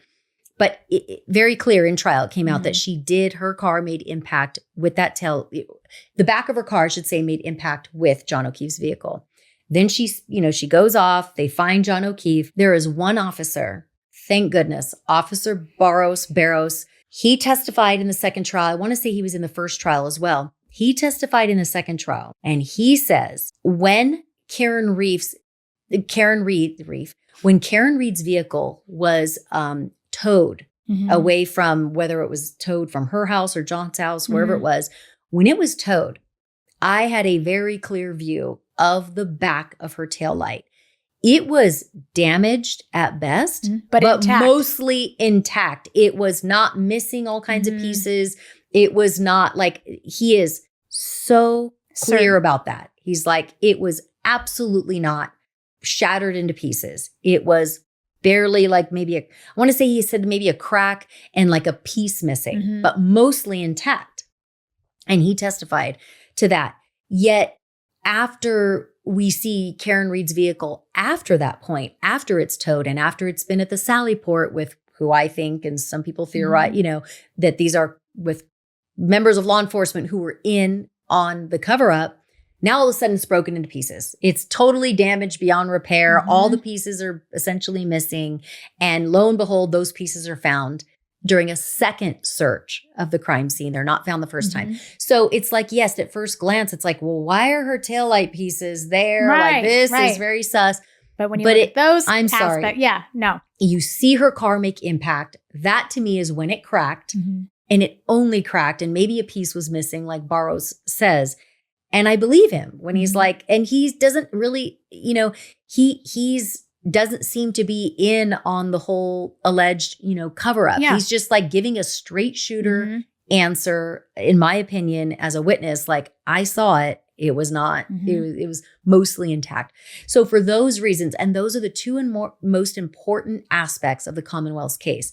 If they don't have those taillight, the taillight thing and those matching the injuries on his arm and the confession, they have nothing. They have absolutely nothing, and their case is obliterated. So not only did the defense effectively offer counter evidence, counter testimony, counterpoints to the defense or to the Commonwealth's most important aspects that have to be there for conviction, they went a step further. Like, they have the fact that Brian Higgins, which a lot of people think that he may have been the one that got in a tussle with John O'Keefe, and maybe he's the one that ultimately ended his life. Like, we don't know, allegedly. He's a law enforcement officer. He's a high-ranking, ATF member of law enforcement. And he got a letter in the mail, of an official letter saying, hey, we're going to be seizing your phone, through a warrant or whatever. Like, we're going to need to do like a celebrate, whatever they call it, extraction. Yeah, that's right. What does he do? Yeah. Oopsie. Not only does he get rid of the phone, he destroys the phone, destroys the SIM card, drives it to a military base and disposes of it there. For what reason? No. He says, that's my right. Well, sir, I know. I have a right to do many things, but it doesn't mean they make a lick of sense in this situation. In this situation, you're a law enforcement officer. You know that you should. Exactly what you need to do, actually. Absolutely. You need to be cooperative. And if you get a letter saying, we're going to extract, you don't go and destroy said phone. Right. But that's what you did. And you're a law enforcement. So it is beyond sus. And you know what he did? He goes, well, I did give them my extracted data from my phone. No. He did his own extraction, or had his own extraction done of certain messages and data. And he, like a very good, citizen, voluntarily handed that over to law enforcement. Here's what you need. Right. And they're like, no, what we needed was what we said in this effing letter. Right. You are to give us your phone, full stop. Yeah. Don't manipulate it. Don't destroy it. Don't delete anything. Give us the damn phone and we will extract what we want. You don't get to go cherry pick the extraction, which is exactly what he did. He also lawyered up right after this thing went down, which again, everybody should get a lawyer. If you get accused of a crime, don't say shit, get a lawyer, even if you're innocent. Right. Get a lawyer, then do what you're going to do. He hadn't been accused of anything. He had been accused of zero. He's just this innocent bystander that happened to be at the bar, that happened to be at the after party. Why are you lawyered up? And it doesn't mean he's guilty. Right. It's just another layer to add. Yep. And so there's just a million things. There's the Proctor, disgraced lead investigative, Michael Proctor, the disgusting who's text messages that were, oh my God. That was so cringeworthy, like to watch that and like have him read it and see the family. Everything was just, everything about it was disgusting. Yeah. And it also pointed to him being in on things, in my opinion. We haven't even talked about the fact that the McAlberts, as the investigation was going on, and then at some point, actually, the feds got involved. Yeah. That's another aspect we haven't talked about. But the feds got involved to investigate the investigators and the investigation. Right. They got involved. And I'm sure that sent the McAlberts into a fucking tailspin. yeah. And there are text messages that were extracted from some of their cell phones that are literally like one guy saying, I think Matt McCabe, Jen McCabe's husband's like, tell them the guy never went in the house. I'm saying in their accent. And they're like, who's the guy? John O'Keefe. So he's literally sending a text message. Well, tell them he never went in the house. Yeah. And then there's a text message from Jen McCabe to the, I'm going to just collectively in a group chat, the McAlberts. She said somebody was being interviewed by the feds. I don't know, it was Carrie Roberts or somebody. And she's like, she's telling them everything. She's telling them everything. And of course, I'm saying it in my own tone. Right. We don't know what the tone was because it was a text message. But to me, that's Jen that's Jen McCabe. I call her Jen McMastermind because I think that bitch McMastermind was the mastermind behind all this shit. She said in the group chat, like, oh shit, she's telling them everything. Like she's opening her mouth. And then there's the fact that Jen McCabe, before the feds could come talk to her, she's like, oh, I need to like brush my teeth first and like get ready. What did she do during that time? She made literally like 10 to 14 phone calls. Yeah. To district attorneys. Yeah. To like her family. Like literally like it. And to me, that's her panicking. That's her going, buying a little bit of time. Let me brush my yuck mouth before I talk to you, FBI agents. Like who needs to fucking brush their teeth before they, whatever. But I think she ran upstairs and freaking dialed her ass off to try and like be like, what do I do now? Like I have to talk to the feds. And to be honest with you, Jessi, this is not even going over all the crazy aspects. No, I know. We There's could talk so for days. many. I know. But and then one other thing is the snow plow driver. That Lucky. was Lucky. So that part of it, because we know that, he made a statement saying that he did not see. Yes. That is enough. So it's like right when I think we've covered all the important aspects. But that was an important Another part of the trial, suspicious aspect is that during this house party that everybody in the house says, nope, John never made it inside. He was never inside. Those same people exited the house before John's body was found. So if Karen Reed hit him with her car at 12:30 in the morning, let's say, left him for dead in the snow, why all the people leaving didn't see his freaking body in the front yard. Like nobody saw him. Jen McCabe didn't see so that's another aspect. It's like, so you didn't see him come in the house, but you also didn't see his ass in the yard. Right. Like, excuse me to be so crass, but it's like, you also didn't see John O'Keefe in the yard. So none of it makes sense. But Lucky Loughran, I want to say that's how you, Loughran. I just know it's Lucky. Lucky. Let's call him Lucky. He was a snowplow driver and he testified in the first trial and the second trial. And let's just talk about the second trial. But in both trials, he says, I drove by with my snowplow, which by the way has bright lights on every, as it should. You're in the dark, making sure you're not plowing something or bodies. somebody. Yeah, you don't want to kill anybody with your snowplow. And he drove right by that house. I can't remember the exact time, but it was in between the time that John, 12:30 in the morning, essentially rendered unconscious, and when his body was found around 6 in the morning. So let's just call it like maybe 2:30, 2 o'clock in the morning, maybe 3 in the morning. He drives by when John's body should be in the snow. If the people in 34 Fairview said he never came in, that he never came in, and if the Commonwealth's theory is correct that Karen Reed left him for dead at 12:30. Lucky did not see a body in the snow. And if anybody would have seen a damn body in the snow, it would be Lucky Loughran with all those huge bright lights, bright safety lights. He's like bright-eyed and bushy-tailed up for his shift. Yes. Totally. He's had his cup of coffee. Got the Circle K coffee in one hand and let's go. And it's like, and you are trained as a snowplow driver to be very careful and alert. Like you're constantly looking this way. Am I going to hit a dog? Am I going to hit a person? Am I going to hit a car? Am I going to, so he did not see a body in the snow. The people at 34 Fairview exiting the party didn't see a body in the snow. It's just it doesn't make sense. And that's because there are just people who are lying, use your own brain to decide who's lying, who's not. But there are people who are lying and they're muddying the waters. But what you just have to do is just like, for me, just stay the course. First of all, logic can take you a long way. And again, other people would disagree with me, but I think a lot of people would agree with me. logically speaking, those injuries on John O'Keefe's arm could not have come from the damn tail. The taillight theory doesn't make sense to me for a million reasons.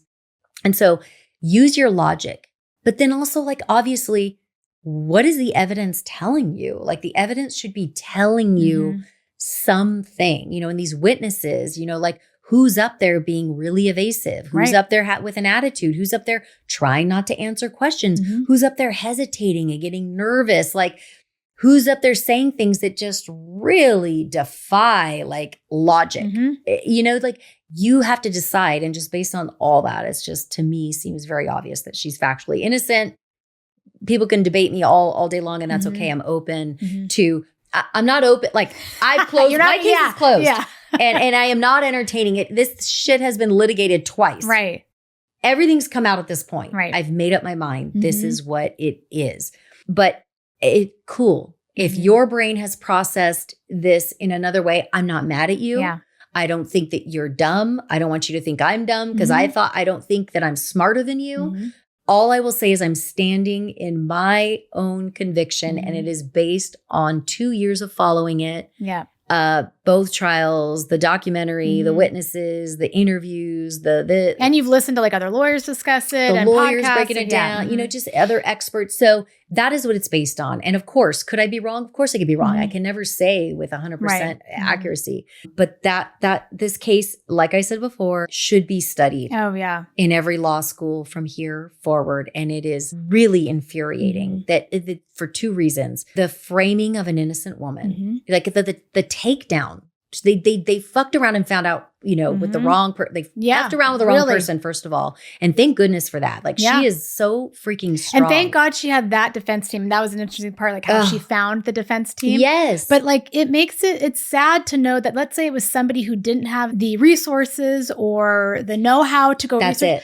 They could have easily presented the prosecution's storyline of what happened. And the jury could have been like, oh, okay, well, you know, that sounds like that makes sense. That could have, you know, but it's because like due in fact to how stellar and incredible that defense team was. Yes. How they like systematically, you know, addressed every single kind of piece of evidence that the prosecution brought to the case. I think that is the biggest part of like the win, or why they won, basically, and why she's free, because, and now you see like so many people who are innocent can be found guilty, especially when law enforcement's involved. I think you really are up against like a very different kind of, you know, obstacle when you're going to, you know, battle with whether law enforcement did something or there was corruption or, you know, or not. Somebody who had just like the defense didn't have the resources or the knowledge or the education or any kind of support team around them, they could have just easily have been convicted. You make a solid point. That's exactly right. It's like this thing could have gone so sideways. For Karen Reed or someone else had she not had the resources. So like, let's talk about, you know, Turtle Boy and the movement and the people that got behind her and everybody who donated. Had she not had that $1 million-ish to put toward the best defense team, you know, somebody can buy, she may be in prison right now because maybe her other defense team just would not have been able to effectively counter this mountain of law enforcement officers. And I think district attorneys and the top, you know, district attorney, Michael Morrissey, I think, in my opinion, he was in on this, and he is awful. And you've got lead detective, you know, Proctor, and then you got the members of law enforcement that were 34 Fairview, like everything that could be working against somebody was working against this woman. And she had the money to do it. She had the resources, she had the support, she had the defense team. But if somebody did not have that, this could be an innocent person in prison and killers free, dangerous people just get to continue living their lives and pose a threat and a danger to society. Because if they could do that, they could do it again. That's right.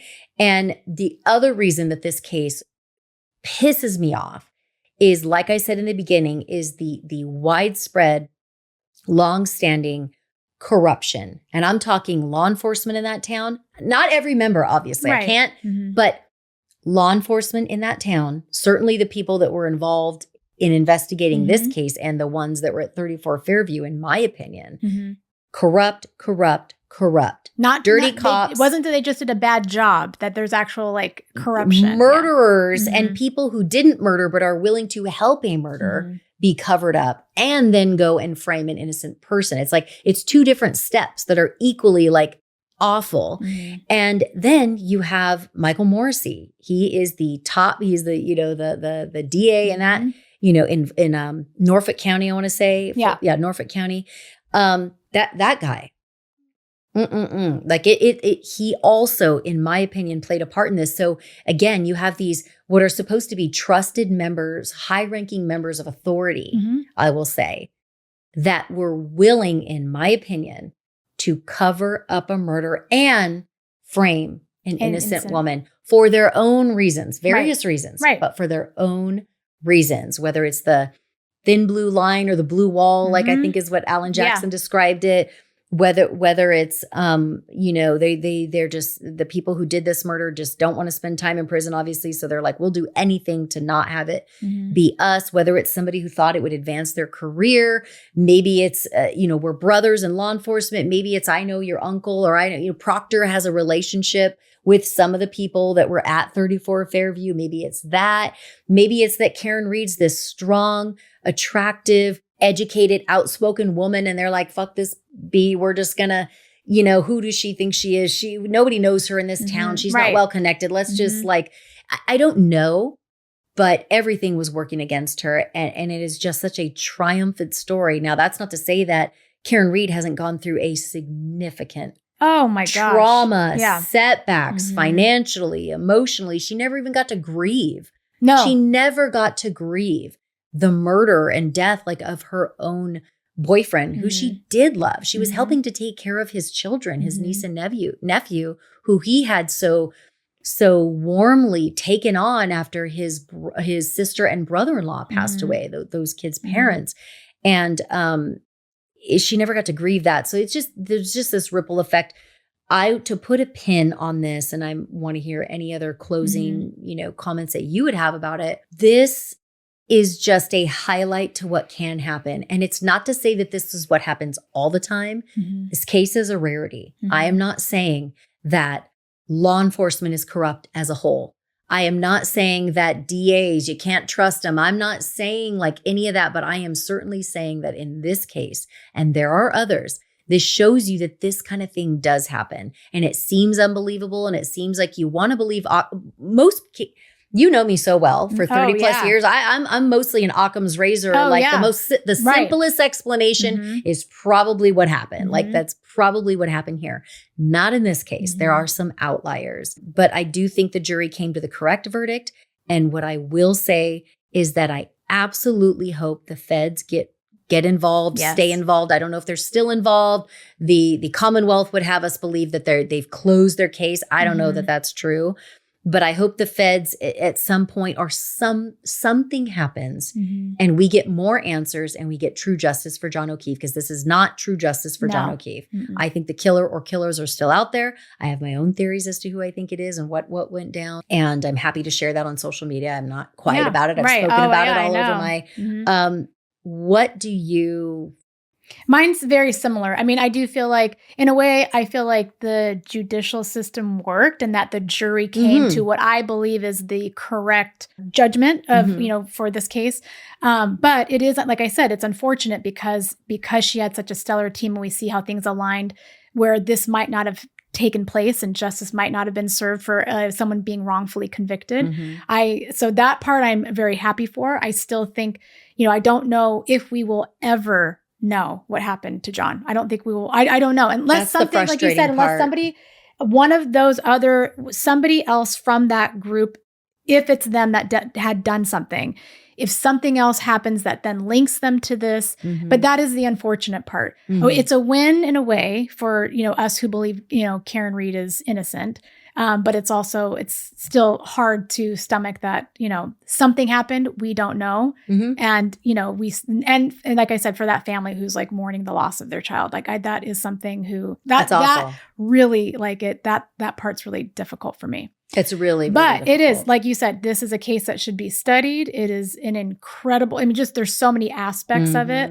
And I think one of the most fascinating to me was the crowdsourcing that Turtle Boy kind of started, and it really brought attention so that everybody had to really cross their T's and dot their I's, because like we've seen with, there's another documentary, Don't F with Cats, or that is like where, internet sleuths really kind of like people have the time. We have power. And they have the time, the resource. They will go through, and some people will get really obsessed with these things and uncover something that is so, important to a case. Yes. And that is something so interesting in our day and age of like the judicial system. Right. Is the access to information, whether, and with social media and all of that. Mm-hmm. It's an important aspect to her case specifically, because I think if they didn't have, and people, they fundraised for her, which gave her the ability to maintain or retain these lawyers or whatever. I don't know how the money was utilized, but still, experts. You got to fly experts in. You got to pay the experts. Right. Like it's not cheap. Right. And the other interesting aspect too is that, like, I think Alan Jackson or David Yannetti, part of Karen Reed's defense team have now been interviewed after the fact, right? After this second retrial and her being acquitted. And they said that they absolutely had the benefit of, like, listen, they go to court one day, they make all these arguments, present witnesses or whatever. They could go home that night and see what these lawyers who are big YouTubers, have a huge following, are saying, their input on, okay, this is how we think that day. Because those lawyers on YouTube have watched it live on TV. Then they're breaking it down. They're giving their opinions. They're giving their expertise. And to go a step further, they have chats, they have comments, and you get a really good sense of how the public is taking in your argument. So for example, Alan Jackson. In real time, right? In real time is what I'm saying. Exactly. Is like Alan Jackson can be going in hard on a witness, and then maybe he goes home and he's like, I don't know, maybe I went too hard and the jury's going to think I'm a dick, you know? But then maybe he goes and tunes in and he sees this lawyer who's covering the Karen Reed trial, and everybody in the comments, the majority are like, oh, that made sense that he really got that witness to admit this. Right. And they don't have any comments about, oh, he was too hard. Or so then maybe he knows to go in the next day like, okay, maybe the jury's taking it that way too. Maybe it's okay that I was, and I'm making all that up. Right, but I'm just saying, as an like, example, these lawyers could get real time feedback on what they had done in court that day. Right. And that is so interesting. And that's like kind of like where we're going. Like if you look at just like the judicial system and our justice system, like that's changing now versus OJ back in the 90s. Yes. That kind of came on the heels of the Rodney King beating. And the LA riots. Yeah, so much. There's so much there that was when we started having access to, like, maybe somebody recorded something. This is kind of like the temperament of a society, or, something like an area, whatever. This is like, it's getting even more so, more like, it just like we're seeing these cases. So I don't know if I would think it's a good thing. Yeah. Because maybe it's really putting somebody, a spotlight on something. Things are still manipulated, and there might be things that, they can make it seem like one way when it's really another. But I do think you really have to, with all eyes in the courtroom, especially if it's a televised court case, that's, and like you said, we should televise all of them. I think so. Because like with Diddy, like we're only getting the drawings. Like we're not in the courtroom. Federal cases they're not. I know. Unfortunately. I know. I wish they were. I wish they were. Because I do think that we have a right to know, but Fed cases are different than the state. But yes, I do. I would love to have cameras.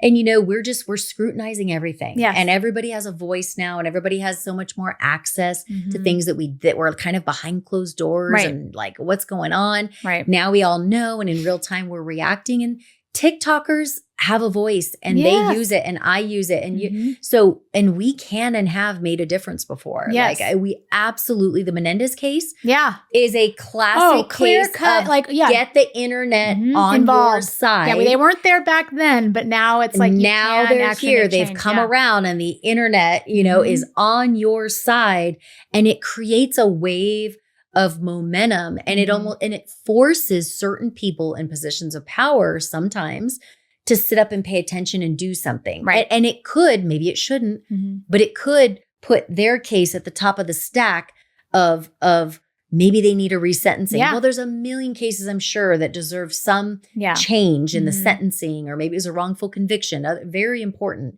that should have eyes on them. And unfortunately, however you want to look at it, when the internet speaks we get together and we make something viral and it goes like nationwide, now all of a sudden it's like there's that wave of momentum and things can happen. And I do think that the internet, I'm calling it the internet, the social media collectively, people, with a voice, have really affected change in the Menendez brothers case specifically. And there will be others as well, and have been others. So we are living in different times, and the narrative, you see narratives shift in a lot of cases. Back in the day, you'll recall that everybody thought that the Menendez brothers were just these spoiled Beverly Hills brats who cold-blooded, like murdered their parents. And some people still think that and that's your opinion. Right. But a lot of the narrative and thought process, and we've progressed as a society when it comes to really serious issues like child sex abuse and especially when it's coming from inside your own house, and especially if it's coming from somebody of power, and somebody's in a powerful position within an organization or a company. That's it. And so we have the narrative around that, and the education surrounding that has shifted, and so that has turned the tides, mostly, I would say, in the Menendez brothers' favor. That's not to say that everybody thinks that they should be free at this point. There's a lot that we could talk about with the Menendez brothers, but certainly something has shifted. Right. And they had a big victory in court recently. There's still a battle for them ahead. They have to get a parole board to agree that they should be paroled. Free. Yeah, exactly. Paroled, but we'll see what happens there. But yeah, we're living in different times. Yeah. And this Karen Reed case was just a world. It was put on, yes, for the jury and the people in the courtroom, but for all of us. Yes. And I got to watch it. It's fascinating. And this was a big one that I've been passionate about for a while. If anything else happens with it, because all these people are doing interviews subsequent to it, there may be some things. Right. I have some hope that something will happen in this case to get us more answers. And if it does, we'll talk about it. But until then, thanks so much for watching and listening to another episode of Serial Streamers. Jessi and I are having so much fun covering these cases and these documentaries for you. Some of them are more dark in nature, like I would say this Karen Reed, John O'Keefe. This is one of the darker ones, but certainly fascinating nonetheless.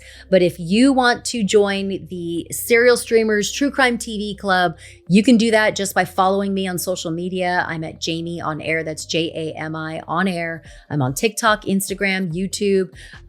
All of the Serial Streamers episodes are in audio form on my podcast called Murderish. So if you're subscribed to Murderish, the podcast, you'll get all the Serial Streamers episodes. If you want to watch the video of Jessi and I in the studio together, go to my YouTube channel. I'm at Jami on Air, and make sure you are subscribed there, and you'll get all the Serial Streamers episodes there. Until next time, be that bitch when it comes to your safety. Always cover your drink, lights on at night, and always trust your gut. If you think something's wrong, it probably is. Stay safe out there.